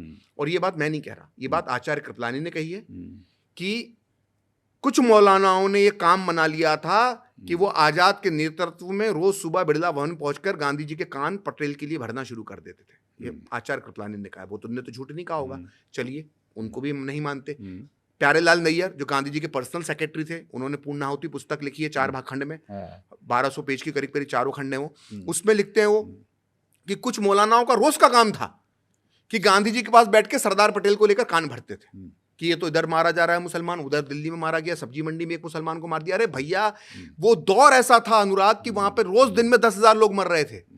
मतलब नहीं मरना चाहिए किसी को, लेकिन वो दौर ऐसा था, लाखों लोग मर गए भाई। उसमें कोई भी छोटी घटना बता दिया करते थे, अरे वहां पे एक सब्जी मंडी में एक मुस्लिम की दुकान को आग लगा दिया। तो एक गांधी जी भी थोड़ा सा बहकावे में आ जा रहे थे। तो ये सरदार पटेल के खिलाफ मुहिम इन लोगों ने छेड़ रखी थी। नेहरू और मौलाना अबुल कलाम आजाद की हवा भी रही थी, उनकी शह रही थी। बिल्कुल बिल्कुल। मौलाना आजाद थे, उनके साथ थे जमीयत वगैरह के नेता। ये इन सबके साथ जाके वो भड़काते थे सरदार पटेल के लिए। और नेहरू की पपेट का काम करती थी सारा भाई, मर्दुला सारा भाई विक्रम सारा भाई की बहन थी। विक्रम सारा भाई की बहन, जो कि मशहूर परमाणु वैज्ञानिक, मर्दुला सारा भाई की बुआ, मृणालिनी सारा भाई की बुआ। तो मर्दुला सारा भाई जो थी वो मर्दुला सारा भाई नेहरू की पपेट का काम करती थी और वो सरदार पटेल से बड़ा चिढ़ती थी। और यहां तक कि इन दोनों ने नोआखली में भी जाके सरदार पटेल के खिलाफ गांधी को भड़काया। और सरदार पटेल का पत्र है कि पक्के में ये बात सरदार पटेल को जब गांधी जी ने पत्र लिखा कि तुम बहुत सांप्रदायिक हो गए हो और तुमने मेरठ में जो भाषण दिया मुझे पसंद नहीं आया, तुम ऐसी भाषा कैसे बोलने लगे, तो सरदार पटेल ने जवाब में लिखा कि पक्के में आपको ये बात मृदुला ने कही होगी, हाँ। मृदुला ने आपको भड़काया होगा, क्योंकि मृदुला को वो बातें पसंद नहीं आती। कोई भी नेहरू का विरोध करे तो मृदुला उसके को अपना दुश्मन मान लेती है, और मृदुला ने इन दिनों मेरे खिलाफ मुहिम चला रखी है। तो मृदुला सारा भाई नेहरू की तरफ से सरदार पटेल के खिलाफ गांधी जी को भड़काती थी। तो एक पूरा इकोसिस्टम जिसको हम आज कहते हैं ना, जैसे हमने देखा मोदी जी के खिलाफ जो पूरी मुहिम चली, हाँ, पूरी मुहिम चली, तो वो पूरी मुहिम जो है एक सरदार पटेल के खिलाफ चली, उस इकोसिस्टम ने, उस वक्त के इकोसिस्टम चला। और एक बात और दिलचस्प तुलना करूं, जैसे 2002 के गुजरात दंगों के बाद सरदार नरेंद्र मोदी को निशाना बनाया गया, ऐसे दिल्ली दंगों के बाद और अजमेर दंगे उस समय हुए, दिल्ली में दंगे हुए 47 में, अगस्त सितंबर के महीने में, इन सब के लिए सरदार पटेल को जिम्मेदार माना गया। और सरदार पटेल के लिए उस वक्त के इकोसिस्टम ने, नेहरू और आजाद के इकोसिस्टम ने मुहिम चलाई, जैसे कांग्रेस के इकोसिस्टम ने 2002 में, लेफ्ट के इकोसिस्टम ने मोदी जी के लिए चलाई थी। मैं एक चीज़ और जानना चाहता हूँ, थोड़ा सा आप बता दें रेफरेंस में, जो कि इस दौरान सरदार पटेल तो दोनों के लिए ठीक, मतलब दंगाइयों के खिलाफ काम कर रहे थे वो, लेकिन मुसलमानों के लिए सरदार पटेल पर भी हमला हुआ था उस दौरान। सरदार पटेल की जान पर भी ये बहुत कम लोग जानते हैं। 175 में, पेज नंबर 175 में आपने ये बहुत कम लोग जानते हैं कि आजाद भारत में पहली राजनीतिक हत्या की कोशिश अगर किसी व्यक्ति की हुई तो सरदार पटेल की हुई, और वहां वो दिल्ली के मुसलमानों ने हत्या की कोशिश की थी। डॉन अखबार की एक बिल्डिंग हो, डॉन का तब भी अखबार होता था, ब्यूरो चीफ था, ब्यूरो था, वहां से गोली चली थी और सरदार पटेल एक थाने में गए थे और गोली उनको छूती हुई निकली थी। और वहां उसके गवाह वी शंकर थे, जो सरदार पटेल के सेक्रेटरी थे, आईसीएस अधिकारी थे, उन्होंने अपनी पूरा वो किस्सा लिखा है। और सरदार पटेल को आजादी के पहले भी मुसलमानों ने मारने की कोशिश की थी 1939 के आसपास। तो ये मुसलमानों से उनका जो रिलेशन था ना, वो बड़ा ही, जो मोदी जी का जिस तरह का है ना, मुसलमान और मोदी का जो रिश्ता है, वो रिश्ता मुसलमान और सरदार पटेल का उस जमाने में था। मतलब लाभार्थी होने के बाद भी वोट ना देना वाला जो प्रवृत्ति है ना, वो वहां पर सरदार पटेल के ऊपर अप्लाई होती थी उस दौर में। तो ये, हाँ, फिर जब बताएं आप। तो ये सब चीजें चल रही थी, और यहाँ पर ये बताना भी बहुत जरूरी है, क्योंकि हम सरदार पटेल, जब हम संघ और सरदार पटेल के विषय पर चर्चा कर रहे हैं, तो हमें ये भी हमारे दर्शकों को मालूम होना चाहिए कि नेहरू के विचार संघ पर क्या थे, क्योंकि ये भड़का रहे हैं सरदार पटेल के खिलाफ, सरदार पटेल को दबाव बनाया, आरएसएस पे बैन लगाया। तो उस वक्त नेहरू के क्या विचार थे आरएसएस पर, ये थोड़ा सा मैं इस पर मैं थोड़ी देर में आऊंगा। एक चीज आप और क्लियर करें जी। ये भी कहा जाता है कि हमने इस मिट्टी में हमारा खून शामिल है, और दूसरा ये भी कहते हैं कि हमको कब तक ये वफादारी साबित करनी होगी। तो नेहरू जी ने भी तो जाकर अलीगढ़ मुस्लिम यूनिवर्सिटी में कहा था, शब्द भाषा थोड़ी उनकी सॉफ्ट थी, लेकिन एलिजियंस की बात है, वफादारी साबित करने की बात तो वो भी कर रहे थे ना। देखिए, बड़ा दिलचस्प बात है, और नेहरू के जीवन में ऐसे 2-4 ही किस्से होंगे। जैसे डिस्कवरी ऑफ इंडिया में 2-3 जगह पे उन्होंने अलीगढ़ की बुराइयां की है। उधर डिस्कवरी ऑफ इंडिया में लिखा है कि ये अलीगढ़ ने सबसे ज्यादा पाकिस्तान के आंदोलन में मदद की है, और सारे अलगाववादी आंदोलन अलीगढ़ मुस्लिम विश्वविद्यालय से होते हैं। तो अलीगढ़ मुस्लिम विश्वविद्यालय को नेहरू जी बहुत अच्छा नहीं मानते थे, कम से कम 1947-48 तक। उसके बाद उन्होंने क्या किया, तो हमने सब देखा ही, कभी-कभी सच्चाई बड़े स्वायत्तता भी दी उनने नेहरू जी को बाद में अलीगढ़ मुस्लिम विश्वविद्यालय को, और उसके माध्यम से मुस्लिम वोट बैंक भी भारत में तैयार किया। लेकिन 1948 में तीसरे हफ्ते में जनवरी के, मतलब गांधी जी की हत्या के कुछ दिन पहले, नेहरू अलीगढ़ में गए। उनका कन्वोकेशन था अलीगढ़ मुस्लिम विश्वविद्यालय में। वहां पर उन्होंने कहा कि आपके अंदर ये अलगाववाद की भावना पैदा की गई है, ये भावना ठीक नहीं है। एक नसीहत दी उन्होंने वहां के छात्रों को, और ये कहा कि आप कृष्ण और राम को अपना पूर्वज, अपना आदर्श क्यों नहीं मानते। अब जब यही बात कोई दूसरा व्यक्ति आज की तारीख में कहता है कि भैया राम और कृष्ण आपके भी पूर्वज हैं, तो भैया वो सांप्रदायिक हो जाता है। नहीं, हमारे वो अपने डीएनए तो इधर से जोड़ लेते हैं ना, डीएनए पे मक्का मदीना और इस तरह से जोड़ लेते हैं, मतलब राम और कृष्ण को हम कैसे अपना पूर्वज मान लें। और यही बात जब नेहरू समझा रहे थे, तब वो सांप्रदायिक नहीं है। तो नेहरू ने भी ये बात कही, लेकिन नेहरू चूंकि हैरो कॉलेज में पढ़े हुए थे, ब्रिटेन में पढ़कर आए थे, एक बहुत बड़े पिता की संतान थे, मोतीलाल नेहरू के। सोने की चम्मच लेकर वो पैदा हुए थे, अंग्रेजी दांत थे, बचपन में अंग्रेज टीचर्स उनको पढ़ाते थे। तो उनकी एक शैली बहुत अच्छी थी, उनकी भाषा पे बड़ी अच्छी पकड़ थी, और वो एक साहित्यिक रुझान था उनका। तो वो बड़ी साहित्यिक भाषा में उन्होंने भाषण देके उस समय के जो युवा मुस्लिम थे उनके अलगाववाद पर, उनकी देशभक्ति पर सवाल उठाया। लेकिन सरदार पटेल तो लौह पुरुष थे, वो डायरेक्ट थे, थोड़े पटेल समाज से आने वाले, पटेल गौरव उनके अंदर था। तो उन्होंने खिलंदड़ भाषा के अंदर उनने जरा सवाल राजकोट, लखनऊ और कलकत्ता में बोल दी। तो ये तो खुद गांधी ने अपनी भाषा में, जब उनने आमरण अनशन किया था गांधी ने, तो उस भाषण में उन्होंने एक जगह पे कहा, प्रार्थना सभा में, कि सरदार पटेल की बात तो ऐसी है कि मुंह से निकलते से ही आग का गोला बन जाती है। ये सरदार, तो बोले आप लोग कई बार सरदार पटेल को गलत समझ लेते हैं, उनकी बोलने का तरीका ऐसा है सरदार का कि उसके मुंह से बात निकलती है आग का गोला बन जाती है, ऐसा कुछ गांधी जी ने कहा। तो सरदार, तो ये बड़ा विरोधाभास है कि आप सरदार पटेल को सांप्रदायिक साबित करने की कोशिश कर रहे हो नेहरू की बात। तो ये हुआ उस दौर में हुआ। अब आते हैं आपकी बात पे, जो उस समय हम बात कर रहे थे कि आखिरकार आरएसएस को लेकर देखिए, आरएसएस को लेकर नेहरू पूर्वाग्रह से ग्रसित थे। जब हमने बात की कि बैन लगाया और सरदार पटेल पे दबाव बनाया, तो क्यों बनाया, इसका मैंने बहुत अध्ययन करने की कोशिश की है, जितना मेरा सामर्थ्य था मैंने इस पर अध्ययन करने की कोशिश की है। तो नेहरू के अगर मैं पुराने बयान निकालूं आरएसएस के प्रति जो पूर्वाग्रह से ग्रस्त थे, मैं तो उनको मानूंगा आरएसएस सिंड्रोम से ग्रस्त थे नेहरू। ओके, आरएसएस का जो सिंड्रोम उनके दिमाग में बैठा हुआ था। तो वो तो एक लंबी लिस्ट बन जाएगी, लेकिन मैंने अपनी पुस्तक में जो लिखे हैं वो गांधी जी की हत्या 30 जनवरी 1948 को होती है, और मैंने 30 दिसंबर 1947 से, मतलब गांधी जी की हत्या से ठीक एक महीने के अंदर नेहरू ने क्या क्या संघ के बारे में बोला, ये हमें पता होना चाहिए, क्योंकि ये जो आज का जो हमारा विषय है सरदार पटेल, आरएसएस और हिंदुत्व, इससे जुड़ा हुआ है ये। नेहरू ने दिसंबर 30 से लेकर 30 जनवरी 1948 तक जो संघ के प्रति जो व्यवहार दिखाया, उससे दूध का दूध पानी का पानी हो जाता है, अनुराग। ओके। उन्होंने एक जगह पर पत्र लिखा मुख्यमंत्रियों को, उसमें उन्होंने लिखा कि मुस्लिम सांप्रदायिकता इस देश की समस्या नहीं है।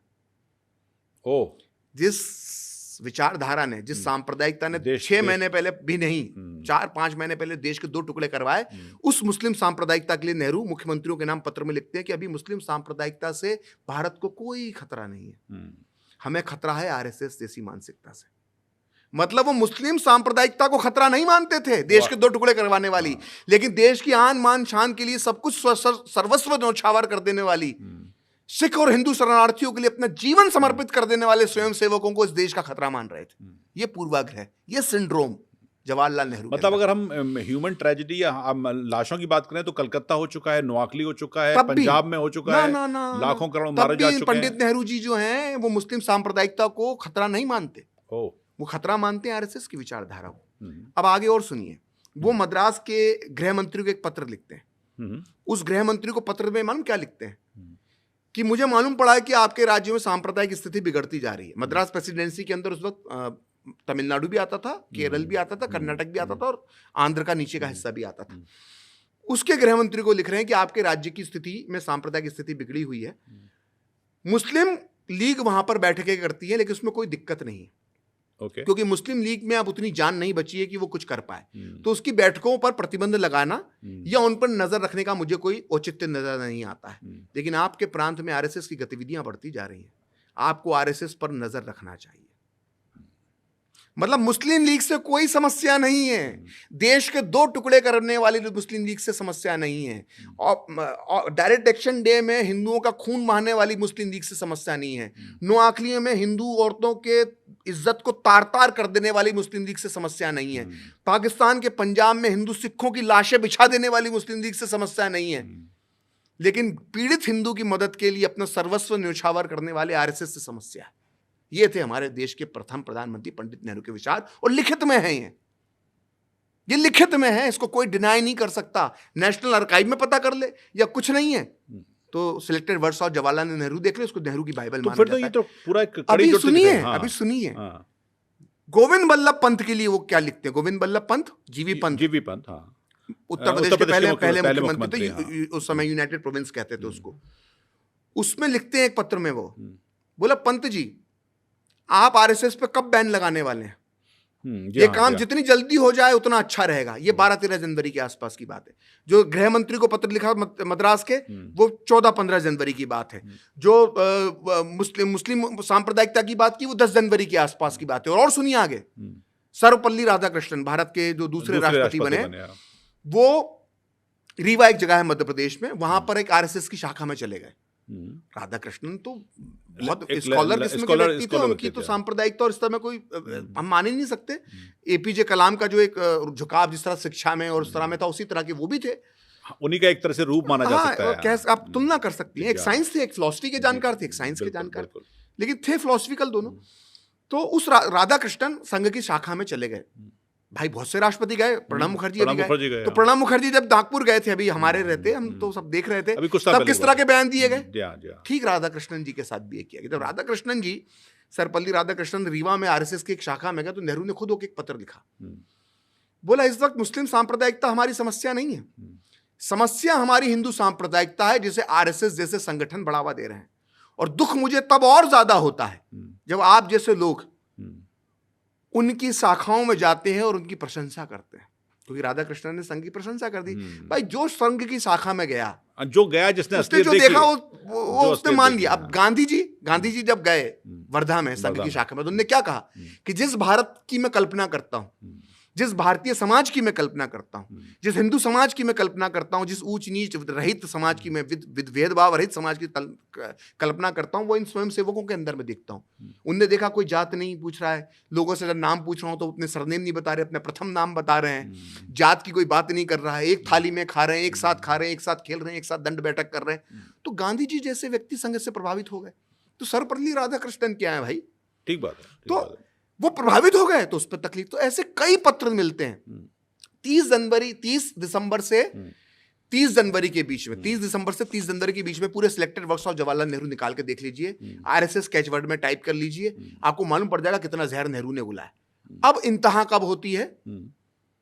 29 जनवरी 1948 को, गांधी जी की हत्या के 1.5 दिन पहले, 28 और 29 जनवरी का दिन, 1.5-2 दिन पहले, 48 घंटे पहले नेहरू जी होते हैं अमृतसर में।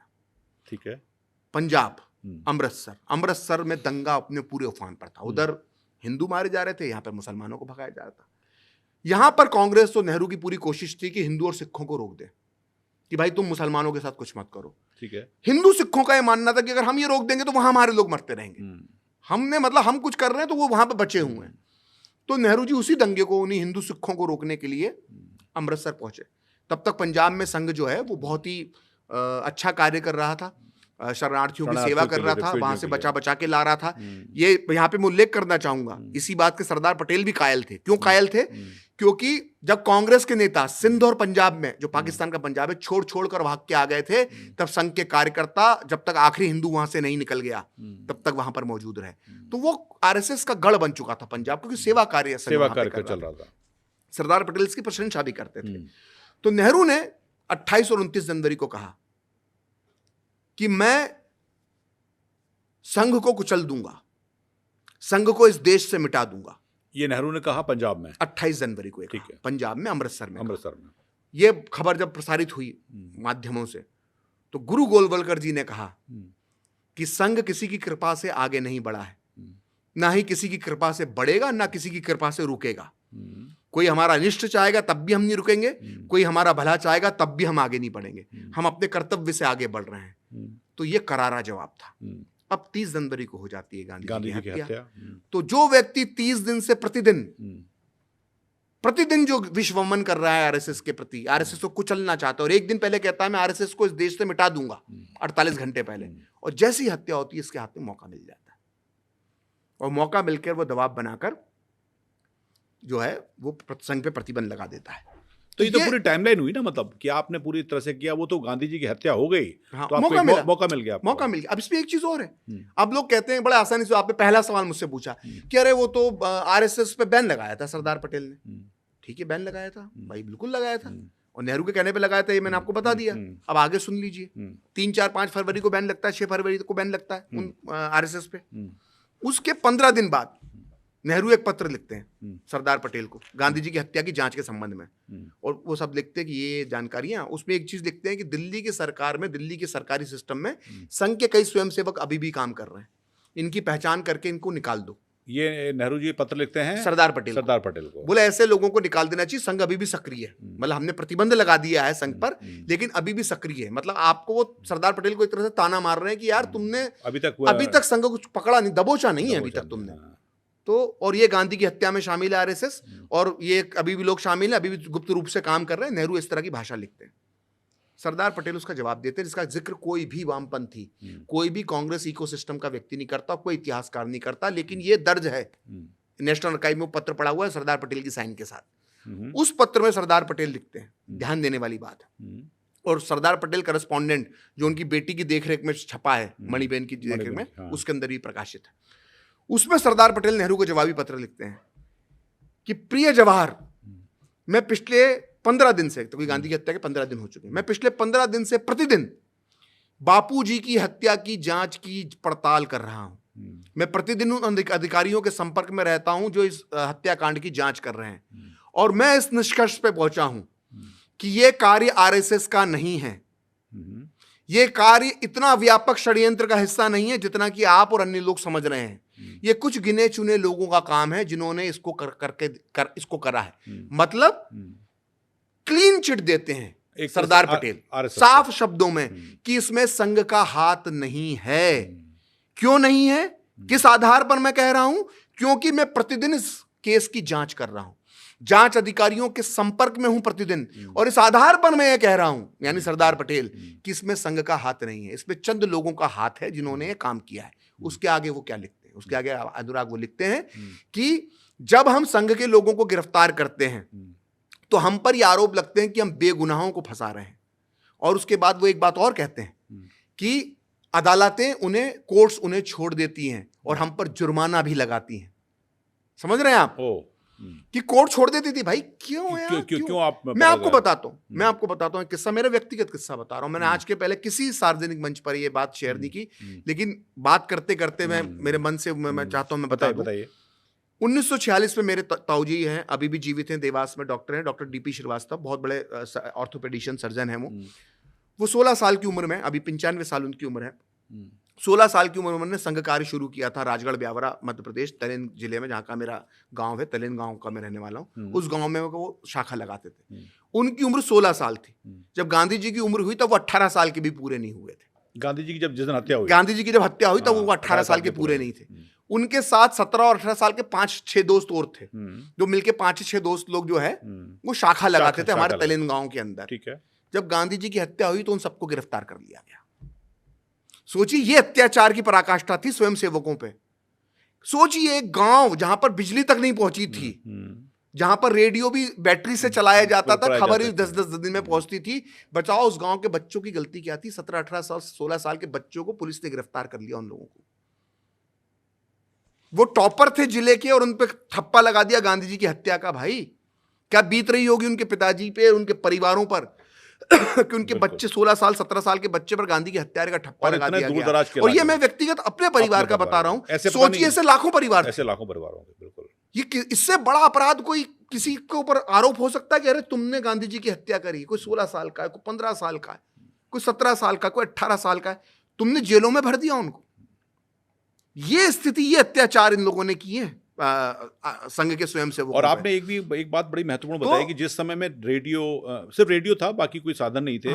इतनी जल्दी ये फैल रेडियो में 24 घंटे समाचार नहीं आते थे, गिने जो नहीं आते थे। कितनी जल्दी फैलना है कि व्यक्ति कौन है, इसकी जाति कौन है, धर्म कौन है, कहाँ का रहने वाला है, और उसके बाद फिर जो नहीं, ये आप आंकड़े निकालिए। 54 ब्राह्मणों तो मारे संघ पे जो हमले हुए, संघ के स्वयंसेवकों की जो हत्या हुई, उसका तो हिसाब ही नहीं है ना, दर्ज ही नहीं हुआ थाने के अंदर केस।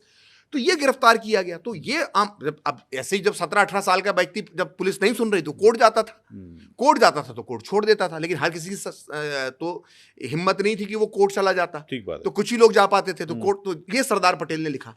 अब सबसे मजेदार बात आपको बताता हूं, ये मतलब प्राइम एग्जाम्पल है, मतलब धूर्तता का, संघ के प्रति जो नफरत लोगों के अंदर भरी हुई थी उस सिस्टम में, उसका ये प्राइम एग्जाम्पल है। मतलब इससे बड़ा और इससे हास्यास्पद, इससे मूर्खतापूर्ण और एक तरह से कहें इससे धूर्ततापूर्ण कोई उदाहरण नहीं मिल सकता। जब संघ पर प्रतिबंध लगा हुआ था, 1949 का साल आ गया था, तब भी प्रतिबंध लगा हुआ था, और संघ के कार्यकर्ता कोर्ट से छूट के बाहर आ गए थे।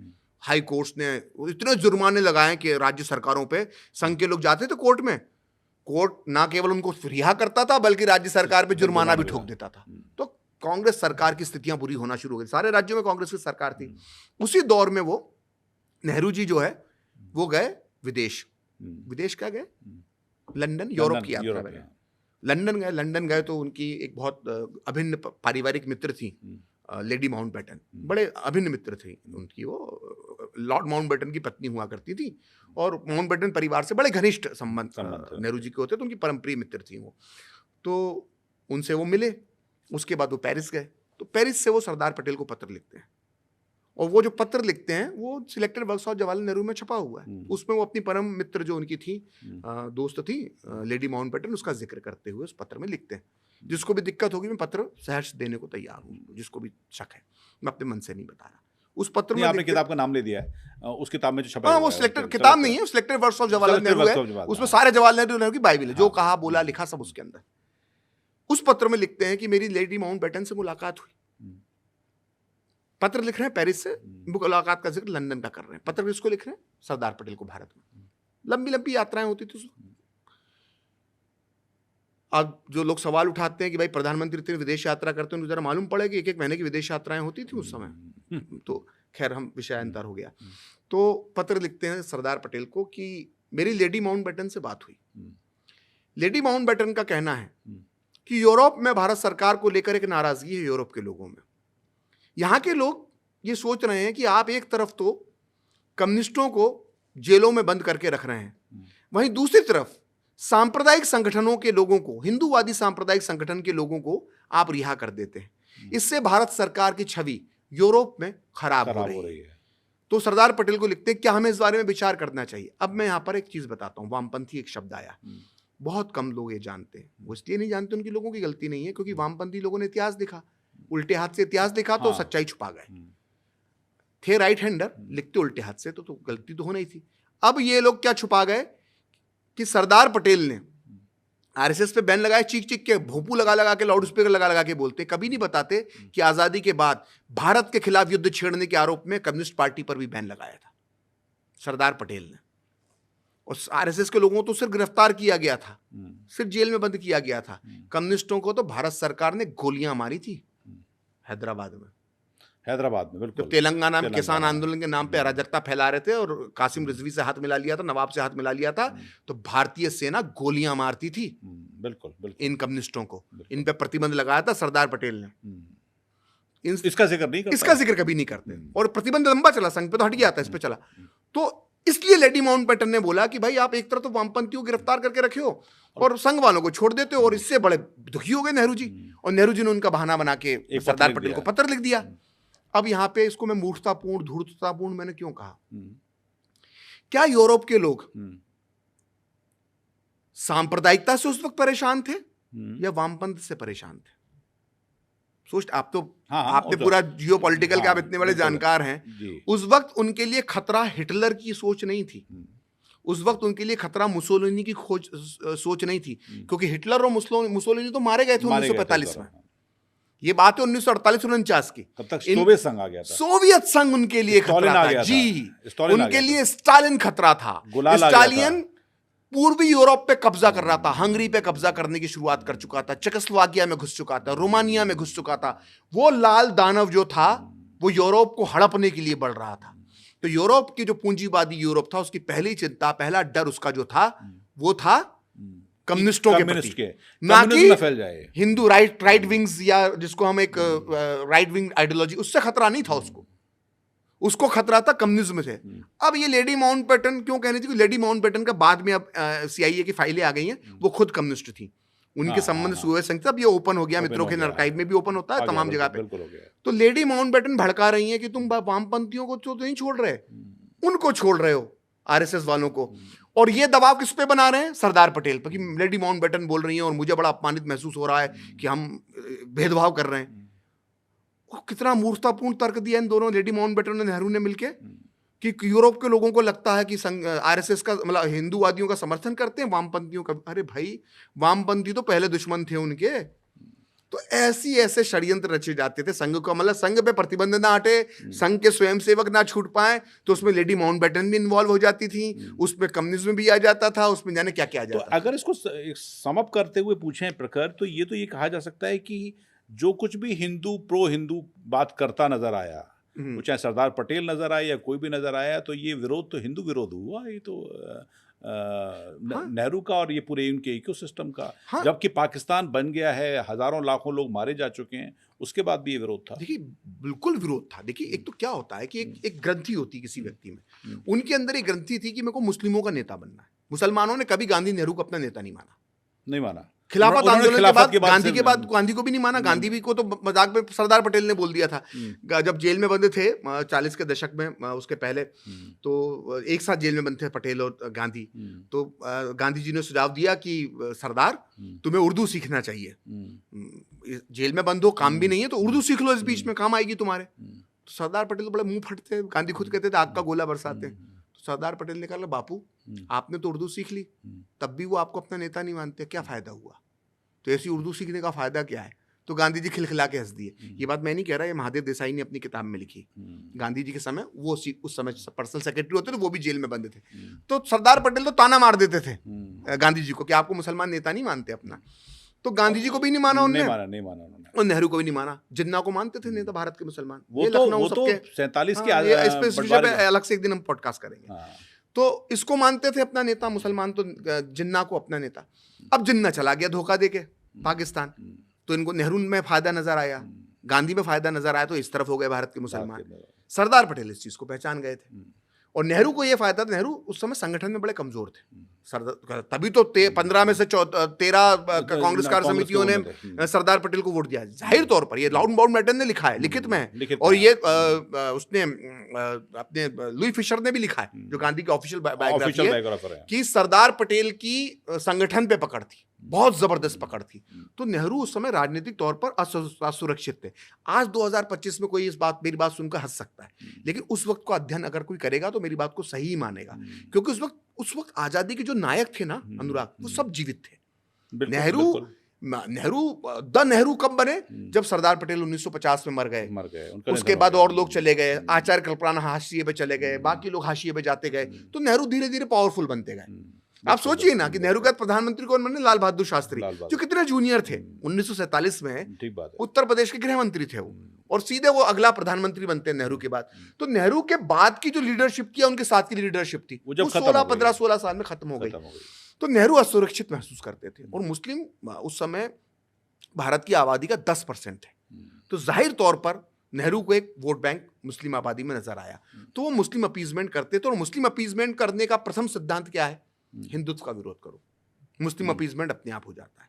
भगवानों को गाली बको, हिंदू जहाँ पे क्लेम कर रहे हैं उसको उल्टा सीधा बोलो, हिंदुओं की आस्था के खिलाफ बोलो, दिवाली पर आप उल्टी सीधी बातें करो। वही ना, अरे वही दिवाली पे बेचारे पटाखे फूटने से प्रदूषण होता है, होली पे पानी फेंकना, ये वो मानसिकता है ना। तो वो हिंदुओं को के खिलाफ बोलो, हिंदू संगठन आरएसएस जो संगठन जैसे संगठन हिंदुओं की बात करते हैं उनके खिलाफ बोलो, मुस्लिम अपीजमेंट अपने आप ही हो जाएगा। तो ये नेहरू जी उस वक्त उस दौर में कर रहे थे। तो ये तो हमने बात अभी करी है कि नेहरू क्या कर रहे थे और किस तरह से था। हमने डिटेल में ये बात भी करी है प्रखर की किस तरह से घटनाक्रम हुआ और बैन लगा उसके पीछे। लेकिन सरदार पटेल का आरएसएस के प्रति रुख क्या था, उनकी आरएसएस को लेकर अपनी उनकी सोच क्या थी? देखिए, आरएसएस की को लेकर उनकी बहुत अच्छी सोच थी। और कई बार देखिए, मैं ये कई बार हमें एकदम से ऐसा नहीं सोचना कि नहीं वो तो आरएसएस को बहुत पसंद करते थे। एक तबका बोलता नहीं वो तो आरएसएस से बहुत नफरत करते थे। आरएसएस को लेके मिले जुले विचार रखते थे।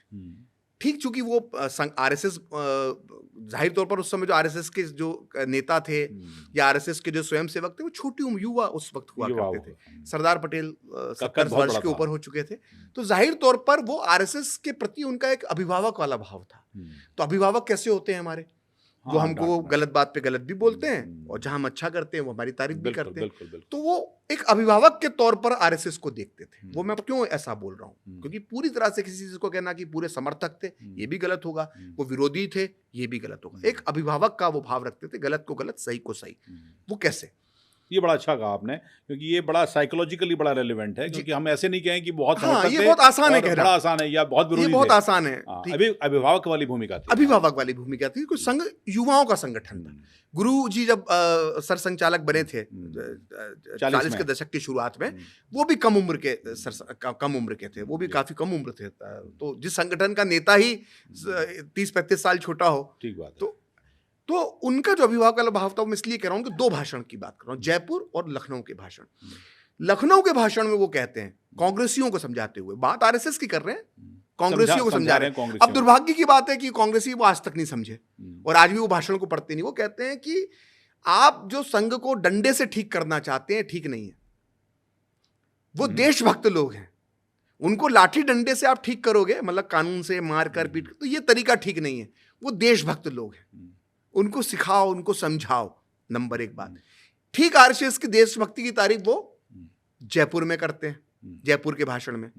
और ये मैं क्यों कह रहा हूं, इन दोनों भाषणों का जिक्र वो गुरु गोलवलकर को लिखे पत्र में भी करते हैं। जब आरएसएस पे बैन लग जाता है, गुरु गोलवलकर जी को गिरफ्तार कर दिया जाता है, गुरु जी जब बैतूल की जेल में बंद रहते हैं, मध्य प्रदेश में बैतूल है, वहां की जेल में बंद रखा था उनको, तो बैतूल में जो एक पत्र सरदार पटेल लिखते हैं, उसमें क्या लिखते हैं कि गोलवलकर जी, आपको मेरे जयपुर और लखनऊ के भाषण याद करना चाहिए कि मैंने उसमें क्या कहा था। उसमें क्या कहा था?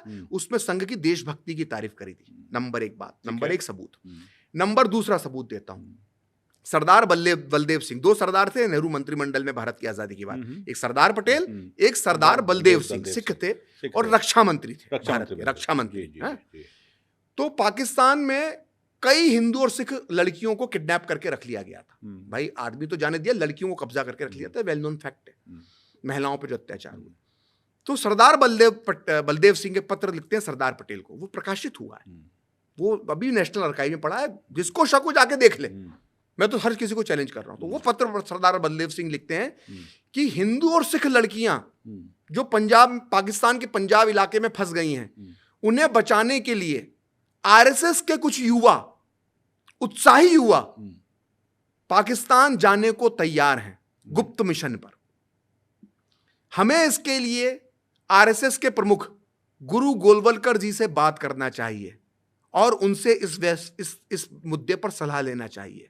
सोचिए, स्वर्ण सिंह लिख रहे हैं, सरदार बलदेव सिंह लिख रहे हैं सरदार पटेल को। मैं नामों पे नहीं जाता, आप इसको दूसरे नजरिए से देखिए। अनुराग, देश का रक्षा मंत्री देश के गृह मंत्री को लिख रहा है कि वो लड़कियां जो हिंदू सिख फंसी हुई हैं, उन्हें बचाने के लिए हमें संघ की मदद लेना चाहिए। एक व्यक्ति रक्षा मंत्री जिसके अंडर में पूरी भारत की सेना आती है, गृह मंत्री जिसके अंडर में पूरे भारत की पुलिस आती है, उस वक्त तो पुलिस भी आती थी, राज्यों की पुलिस भी, गृह मंत्री और रक्षा मंत्री आपस में बात कर रहे हैं और कह रहे हैं कि हमें उन लड़कियों को बचाने के लिए आरएसएस की मदद लेना चाहिए, गुरु गोलवलकर जी से बात करना चाहिए, स्वयं सेवक जानने को तैयार है।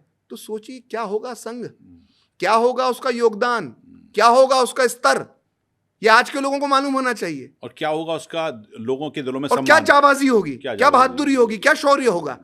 तो सरदार पटेल बड़ी चालाकी से उसमें एक बात कहते हैं, बोला हाँ ये आपने उत्तम बात कही उसके जवाब में, अगली बार ये बात आप कैबिनेट की बैठक में कहना, क्योंकि कैबिनेट की बैठक में नेहरू भी होंगे। तो नेहरू को मालूम पड़ा कि संघ क्या है, तुमको मालूम पड़ जाएगा। तो सोचिए, ये सरदार पटेल की चर्चा का विषय होता था। ये 2 पॉइंट बता दिए, अब तीसरा बताता हूं संघ को लेकर। कश्मीर में, तब तक कश्मीर में हमला कर दिया था पाकिस्तान ने, तो संघ के लोग जम्मू का जो इलाका था वहां पर हथियार भारत सरकार, आपको मालूम भारत सरकार आरएसएस को हथियार उपलब्ध करवाती थी जम्मू में, कबाइलियों से मुकाबला करने के लिए। और शेख अब्दुल्ला के मुस्लिम कॉन्फ्रेंस को भी माफ कीजिए, बाद में पहले मुस्लिम कॉन्फ्रेंस थी, ये कम लोग नेशनल कॉन्फ्रेंस बाद में हो गई। तो नेशनल कॉन्फ्रेंस के कॉर्डर को भी हथियार देती थी भारत सरकार, और संघ के कार्यकर्ताओं को भी हथियार देती थी। क्यों? मुकाबला करो उधर से कबाइलियों का मुकाबला करो। तो भारतीय सेना के साथ मिलजुल के, तो उसमें संघ के ऊपर ये आरोप लगा दिया नेहरू के चेले चपाटों ने कि सारे हथियार जो है संघ को मिल जाते हैं, नेशनल कॉन्फ्रेंस को तो हथियार ही नहीं मिल रहे। तो लिखा, तो तब सरदार पटेल ने नेहरू को डांटा कि नहीं नहीं, संघ के कार्यकर्ताओं को ऐसा कुछ नहीं दिया जा रहा, वो बराबरी से सहयोग दे रहे हैं। तो 3 आपके एग्जाम्पल संघ पे बता दिए, एक भाषण, एक सरदार बलदेव सिंह, एक कश्मीर का एग्जाम्पल बता दिया। तो वो अक्सर संघ की तारीफें करते थे। ठीक है, फिर तीसरा चौथा मैंने पहले ही बता दिया कि इनने कहा कोई हाथ नहीं है भाई, ये हम गिरफ्तार करते हैं, छूट जाते हैं। फिर उसका एक पत्र और लिखा मार्च 1948 में, उसमें भी उन्होंने ये बात कही।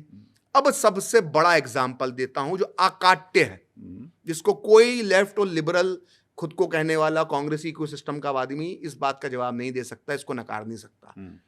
अगर हम 2 मिनट के लिए मान लें कि सरदार पटेल आरएसएस को पसंद नहीं करते थे, ठीक है, दूसरी बात हम 2 मिनट को यह मान ले कि संघ एक सांप्रदायिक संगठन है। नंबर 3, हम 2 मिनट के लिए मान ले कि संघ का कहीं ना कहीं गांधी जी की हत्या में हाथ था। अगर हम ये मान काल्पनिक तौर पर हम मान लें, काल्पनिक तौर पर, तो फिर सरदार पटेल आरएसएस को कांग्रेस में क्यों शामिल करवाना चाहते थे? हाँ, ये भी आपने मुझे बताया था। ये बताया, ये क्या बात है कि जो ये बहुत कम लोग जानते हैं, और ये प्रूफ के साथ मैं आपको दूंगा कि कैसे आरएसएस को कांग्रेस में शामिल करने की कोशिश सरदार पटेल द्वारा की गई थी। देखिए क्या हुआ। गांधी जी की हत्या हुई, संघ पर प्रतिबंध लगा, गुरु जी को गिरफ्तार किया गया, फिर अदालतों के फैसले आना शुरू हुए, संघ के कार्यकर्ता एक एक करके छूटना शुरू हो गए और संघ ने एक आंदोलन का ऐलान कर दिया। वो 1942 के बाद सबसे बड़ा जन आंदोलन माना जाता है जो संघ की प्रतिबंध हटाने के लिए किया गया था। उस आंदोलन के दौरान सरदार पटेल ने कोशिश की कि संघ के सारे लोग जो हैं, संघ के स्वयंसेवक, गुरुजी समेत सब कांग्रेस के अंदर आ जाए। एक पत्र उन्होंने बैतूल का, जिस जेल का जिक्र किया जहां पे गुरुजी बंद थे, वहां पे सरदार पटेल एक पत्र लिखते हैं गुरु गोलवलकर को। उसमें लिखते हैं कि कांग्रेस के साथ रहकर ही आप देश का भला कर सकते हैं। उसमें एक लाइन है, अच्छा, कि प्रिय गोलवलकर, आप कांग्रेस के साथ ही रहकर इस देश का भला कर सकते हैं। आरएसएस कांग्रेस के साथ रहकर ही इस देश में योगदान दे सकता है। मतलब वो हिंट देते हैं या कहीं ना कहीं एक तरह से वो टाइट भी करने की कोशिश करते हैं कि भाई कांग्रेस पे मिल जाओ तुम लोग। फिर नेहरू होते हैं अमेरिका में, उसी समय की बात है, नेहरू अमेरिका यात्रा पे जाते हैं। कांग्रेस कार्य समिति के अंदर ये प्रस्ताव आता है कि आरएसएस के लोग, आरएसएस के स्वयंसेवकों को कांग्रेस में शामिल कर लिया जाए। तो कुछ लोग, नेहरू के लोग सहयोगी जो होते हैं, वो विरोध करते हैं। पक्ष में कौन कौन आते हैं? डॉक्टर राजेंद्र प्रसाद, अभी तक राष्ट्रपति नहीं बने हूं, अभी तक नेता हैं इधर। राजेंद्र प्रसाद, आचार्य कृपलानी, डीपी मिश्र, गोविंद बल्लभ पंत, ये 4 नेता समर्थन करते हैं। और सरदार पटेल ये कहते हैं कि जब मुस्लिम लीग, जिसने पाकिस्तान बनाया, और पाकिस्तान बनने के बाद जो मुस्लिम लीग के नेता भारत में ही रह गए, वो कोशिश नहीं, वो आ गए। अरे रही मसूम राजा की जो टोपी करके, जो कौन सी टोपी शुक्ला जो कहानी है, पुस्तक है जो उनकी, उसमें क्या लिखा है उन्होंने, मजाक में लिखते हैं रही मसूम रजा कि पहले लिखा होता था अनवर हुसैन उपाध्यक्ष मुस्लिम लीग, वो मुस्लिम लीग पे सफेदा पोत देता है और लिख देता है कांग्रेस। तो सारे मुस्लिम लीग के नेता ना केवल कांग्रेस में आ गए थे बल्कि उसके पदाधिकारी बन गए थे। नहीं, रही मसूम रजा ने और बाकी उपन्यासों में भी लिखा है। हाँ, उसमें लिखा है, रही मसूम रजा का है ये कोट। अब उसके बाद हम आते हैं वापस मुद्दे पर। तो इन लोगों ने कहा, जिनके 4 मैंने नाम लिए, कि जब ये सब मुस्लिम लीग की लीडरशिप कांग्रेस में आ गई, पदाधिकारी बन गए, तो संघ के लोग क्यों नहीं आ सकते? भाई पूरे संघ को शामिल करो, पूरे संघ को शामिल करो। पट्टाभी सीतारमैया तब तक अध्यक्ष बन चुके थे, उनसे लोग पत्रकार सवाल पूछ रहे हैं, वो कटिंग्स हैं मेरे पास रखी हुई हैं, वो कटिंग्स अखबारों की। पट्टाभी सीतारमैया से लोगों ने सवाल पूछा, पत्रकारों ने, कि आरएसएस कब कांग्रेस में शामिल हो रहा है। नेहरू जी भी अमेरिका में आए, फिर जब नेहरू जी अमेरिका से आए तो उन्होंने बोला कि यार ये मत करो, मत, इसको, ये ठीक नहीं है, संघ को मैं नहीं ले सकता। संघ के प्रति पूर्वाग्रह था उनका। अब मेरा सवाल यहां से शुरू होते हैं, जिसके जवाब वामपंथी आए, चैलेंज है वो सवालों के जवाब दें। पहला सवाल ये है कि अगर संघ इतना सांप्रदायिक था तो कांग्रेस के अंदर उसे शामिल क्यों किया जा रहा था? अगर सरदार पटेल इतने विरोधी थे संघ के, तो उनके नेतृत्व में उनका जो गुट था, उसने आरएसएस को कांग्रेस में शामिल कराने की कोशिश क्यों की? ठीक बात। संघ अगर गांधी की हत्या में शामिल था, तो सरदार पटेल जैसा गांधीवादी नेता, आचार्य कृपलानी जैसा गांधीवादी नेता, राजेंद्र प्रसाद जैसा गांधीवादी नेता, डीपी मिश्र जैसा गांधीवादी नेता और जीबी पंत जैसा गांधीवादी नेता संघ को कांग्रेस में क्यों शामिल करवाना चाहते थे? संघ अगर इतना ही बुरा संगठन था, इतना ही भारत की शांति का दुश्मन था, तो उसे कांग्रेस में क्यों शामिल करवाया जा रहा था? और यही वजह है, जो मेरा आकलन है, हो सकता है मैं गलत हूं, उस वक्त के जो संघ के पुराने जानकार हैं या जो उस वक्त की राजनीति को समझते हैं वो ज्यादा बेहतर बता पाएंगे। मुझे लगता है कि इसलिए एक भारतीय जनसंघ की बहुत तत्काल स्थापना की गई, क्योंकि कहीं ना कहीं कांग्रेस की नजर थी, क्योंकि इतने युवा, इतने डेडिकेटेड वर्कर्स, इतने उत्साही युवा तो कहीं और मिल नहीं सकते थे किसी पार्टी। कांग्रेस सेवा दल की योगदान, अब कांग्रेस सेवा दल बनाया था, उसका क्या हश्र हुआ? ठीक बात है। सारे छोड़ के अनुराग भाग के आ गए, और सिर्फ गुरुजी थे, गुरु गोलवलकर, जिन्होंने कराची में 9 अगस्त को, अगर मैं सही हूं तो 9 अगस्त 1947 को मार्च किया था, बिल्कुल, कराची की सड़कों पर, चिन्ना के शहर में आरएसएस ने मार्च निकाला, पथ संचलन किया। किसमें हिम्मत थी? ये सारे, माफ कीजिएगा, मैं आचार्य कृपलानी का सम्मान करता हूं, वो भी छोड़कर आ गए थे हिंदुओं को वहां से, अपने सिंध से। ये सारे जितने बड़े नेता थे, जिनके नाम पे दिल्ली में कई लोगों के मार्केट के नाम है, उन नेताओं के, सब छोड़ के भाग के आ गए थे। पहले तो तुमने एक तो पाकिस्तान बनने दिया, और जिन्होंने पाकिस्तान नहीं मांगा था, वो आम जनता, उसको तुम उन भेड़ियों के बीच में छोड़ के वापस आ गए। तो उस वक्त संघ के कार्यकर्ता अपने प्राणों के बलिदान दे रहे थे, तो ऐसे स्वयंसेवक किसको पसंद नहीं आएंगे? कौन अपने साथ नहीं मिलाना चाहेगा? अब ये कहते हैं कि वो तो सांप्रदायिक संगठन, गांधी की हत्या, ये तमाम, तो भैया इस बात का जवाब दो कि कांग्रेस में क्यों शामिल करना चाहते थे? इतने ही बुरे थे, इतने ही अप्रशस्त है तो भाई क्यों शामिल करवाना चाह रहे? जवाब दो। कोई जवाब नहीं है इनके पास इसका। प्रखर, ये तो बड़े मतलब एक तरह से कहें रोंगटे खड़े करने वाली बात हो सकता है कि कुहासा हटेगा बहुत से लोगों का, लेकिन एक सवाल और आता है कि ये सांप्रदायिकता तो आज तो वैश्विक स्तर पर परेशान है इसी तुष्टीकरण की नीति के चलते। आपको लगता है कि अगर आज होते सरदार पटेल तो किधर होते और कितने प्रासंगिक होते? देखिए, बहुत बढ़िया सवाल है और जिस दिन हम बात कर रहे हैं उस दिन तो बहुत ही प्रासंगिक सवाल है। मैं अपनी बात कहने से पहले दो कोट अनकोट दो व्यक्तियों के मैं करना चाहूंगा और वो मैंने अपनी पुस्तक हे राम के अंदर लिखे हैं, पेज नंबर 471 पर। पहला कोट है जिसको मैं, पूरी स्थिति आपके सवाल का जवाब उसी में छुपा हुआ है, और वो है V Shankar. V Shankar ICS अधिकारी थे, सरदार पटेल के पर्सनल सेक्रेटरी थे और बहुत ही करीबी सरदार पटेल के थे। यहां तक कि सरदार पटेल ने जब इस्तीफा दे दिया था तो वी शंकर ने उनका इस्तीफा वापस दिलवा दिया था। मतलब इतना पावर वो सरदार पटेल पे इन्फ्लुएंस रखते थे वी शंकर। उन्होंने पुस्तक लिखी है my reminiscences with Sardar Patel. उसके अंदर वो संघ और सरदार पटेल और हिंदुत्व के विचारधारा को लेकर लिखते हैं। जो आपका सवाल है कि वो किस तरफ होते सरदार पटेल अगर 2025 में होते, वो वी शंकर की बातों में छुपा हुआ है। वी शंकर लिखते हैं अपनी पुस्तक में कि सरदार पटेल हमेशा हिंदू समाज के उत्थान और पुनर्गठन में विश्वास करते थे। वो महसूस करते थे कि हिंदू समाज में संगठन और अनुशासन की कमी है। हिंदुओं पर यह दाग है कि वह दूसरे समुदायों के बदमाशों से अपनी सुरक्षा करने में कमजोर है। दूसरे समाज के बदमाश कौन, मुझे कहने की जरूरत नहीं है। बिल्कुल। वी शंकर आगे लिखते हैं, सरदार पटेल का मानना था कि यदि हिंदू अच्छी तरह से संगठित और अनुशासित होते हैं तो उन पर आक्रमण बंद हो जाएंगे। इस तरह हिंदू अन्य समुदायों के उग्रवाद, अन्य समुदायों का उग्रवाद किसका है मुझे बताने की जरूरत नहीं है। इस तरह हिंदू अन्य समुदायों के उग्रवाद की तेज धार को कुंद कर देंगे, चाहे वो मुस्लिम हो या कोई और। सरदार पटेल के बारे में आगे लिखते हैं वी शंकर, बहुत ध्यान से सुने अनुराग। वो लिखते हैं कि सरदार पटेल की नजर में आरएसएस इस अवधारणा में फिट होता था और इसलिए उनकी आरएसएस के साथ सहानुभूति और समर्थन था। यानी वी शंकर कह रहे हैं कि सरदार पटेल का यह मानना था कि हिंदू समाज कई बार जब उसके ऊपर हमले होते हैं तो वो पीछे हट जाता है और उनको आगे बढ़ के प्रतिकार करने का सीख अगर कोई देता है, संगठित करने की कोई सीख देता है तो आरएसएस देता है, इसलिए वो आरएसएस का समर्थक थे। ऐसा वी शंकर लिख रहे हैं। वी शंकर आज के जो जितने लेफ्ट लिबरल लोग घूमते हैं उनसे ज्यादा सरदार पटेल को समझते थे।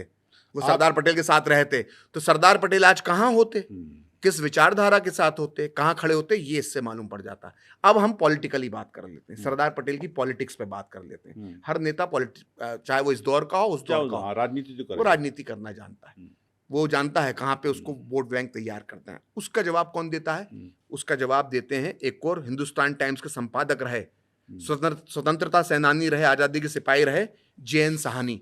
ये 1947 में उसके आसपास आजादी के बाद हिंदुस्तान टाइम्स HT अखबार जो है उसके संपादक रहे थे, आजादी के आंदोलन के नेता रहे थे और वरिष्ठ पत्रकार थे जे.एन. साहनी। और एक बात और बता दूं, आरएसएस के घनघोर विरोधी थे, पानी पी पी के आरएसएस को कोसते थे जे.एन. साहनी। इनको जब गांधी हत्या के लिए जांच बनी, कमीशन में अपनी गवाही भी दी थी। हाँ, तो ये जब कपूर कमीशन बना गांधी जी की हत्या की उसमें, तो ये गवाही देने पहुंचे। तो कपूर कमीशन ने जब इनसे सवाल पूछा आरएसएस के और हिंदू विचारधारा के संदर्भ में सरदार पटेल के विचारों को, तो संघ विरोधी पत्रकार जे.एन. साहनी ने क्या कहा वो से सुन लीजिए। आपके सवाल का जवाब उसी में छिपा है। उन्होंने कहा, जे.एन. साहनी ने कपूर कमीशन में, कि जिस तरह मौलाना आजाद, सी राजगोपालाचारी और नेहरू मुसलमानों का समर्थन हासिल करना चाहते थे, उसी तरह सरदार पटेल हिंदुओं का समर्थन पाने के लिए आरएसएस का दोहन करना चाहते थे। मैं फिर से पढ़ दूं अगर नहीं, बिल्कुल ठीक है। बल्कि मैं तो अपने दर्शकों से भी कह रहा हूं कि ये आप किताब उठा लें और 471 पेज पर आप आ जाएं तो आपको ये जो प्रकरण कह रहे हैं, कितनी बड़ी बात कि सरदार पटेल हिंदुओं का समर्थन पाने के लिए आरएसएस का दोहन करना चाहते थे। तो ये उनकी राजनीतिक सोच थी और आंतरिक सोच क्या थी वो मैंने आपको बता दी। और दोनों बात कौन कह रहे हैं? एक कह रहे हैं जो सरदार पटेल के पर्सनल सेक्रेटरी रहे, आईसीएस अधिकारी, जो आप और हम सबसे, राहुल गांधी से और किसी से भी ज्यादा सरदार पटेल को जानते थे। और दूसरा व्यक्ति कौन कह रहा है? एक पत्रकार जो आरएसएस का दुश्मन है, आरएसएस को पसंद नहीं करता, पत्रकार है, स्वतंत्रता सेनानी है और सरदार पटेल का समकालीन है। वो क्या कह रहा है कि हिंदुओं को अपने साथ जोड़ने के लिए सरदार पटेल आरएसएस का दोहन करना चाहते थे। जिस तरह से मुसलमानों का अपनी तरफ नेहरू ने मिला लिया था।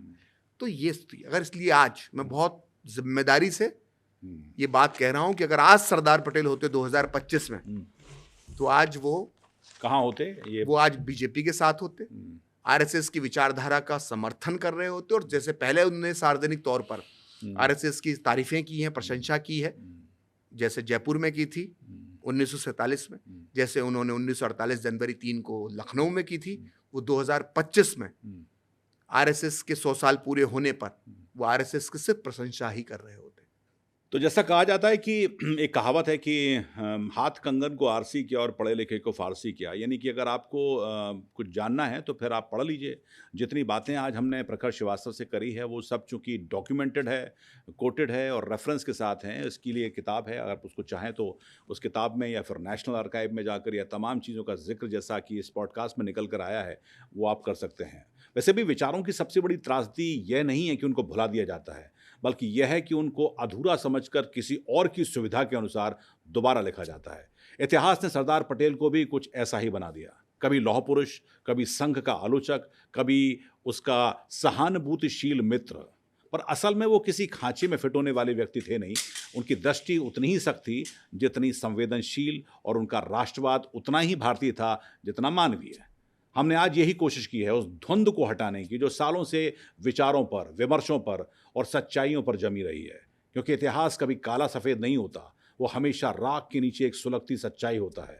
हमने कोशिश की उन असुविधाजनक सच्चाइयों और सुविधाजनक झूठों को थोड़ा सा डिफॉक करने की जो पीढ़ियों को विरासत में दी गई है, और शायद अब वक्त है कि इतिहास को फिर से ना लिखा जाए बल्कि पहली बार सही तरह से पढ़ा भी जाए। यही कोशिश है कि आप भी इस चर्चा से लाभान्वित होंगे, सरदार पटेल को एक नई दृष्टि में आप देख पाएंगे और शायद समग्रता के साथ उनको समझ पाएंगे। यही हमारी इस कोशिश है। बहुत बहुत धन्यवाद आपका हमारे साथ जुड़े रहने के लिए। ऐसी तरह के विचारों को और इसी तरह के विषयों पर चर्चा को जानने के लिए आप देखते रहिए पांचजन।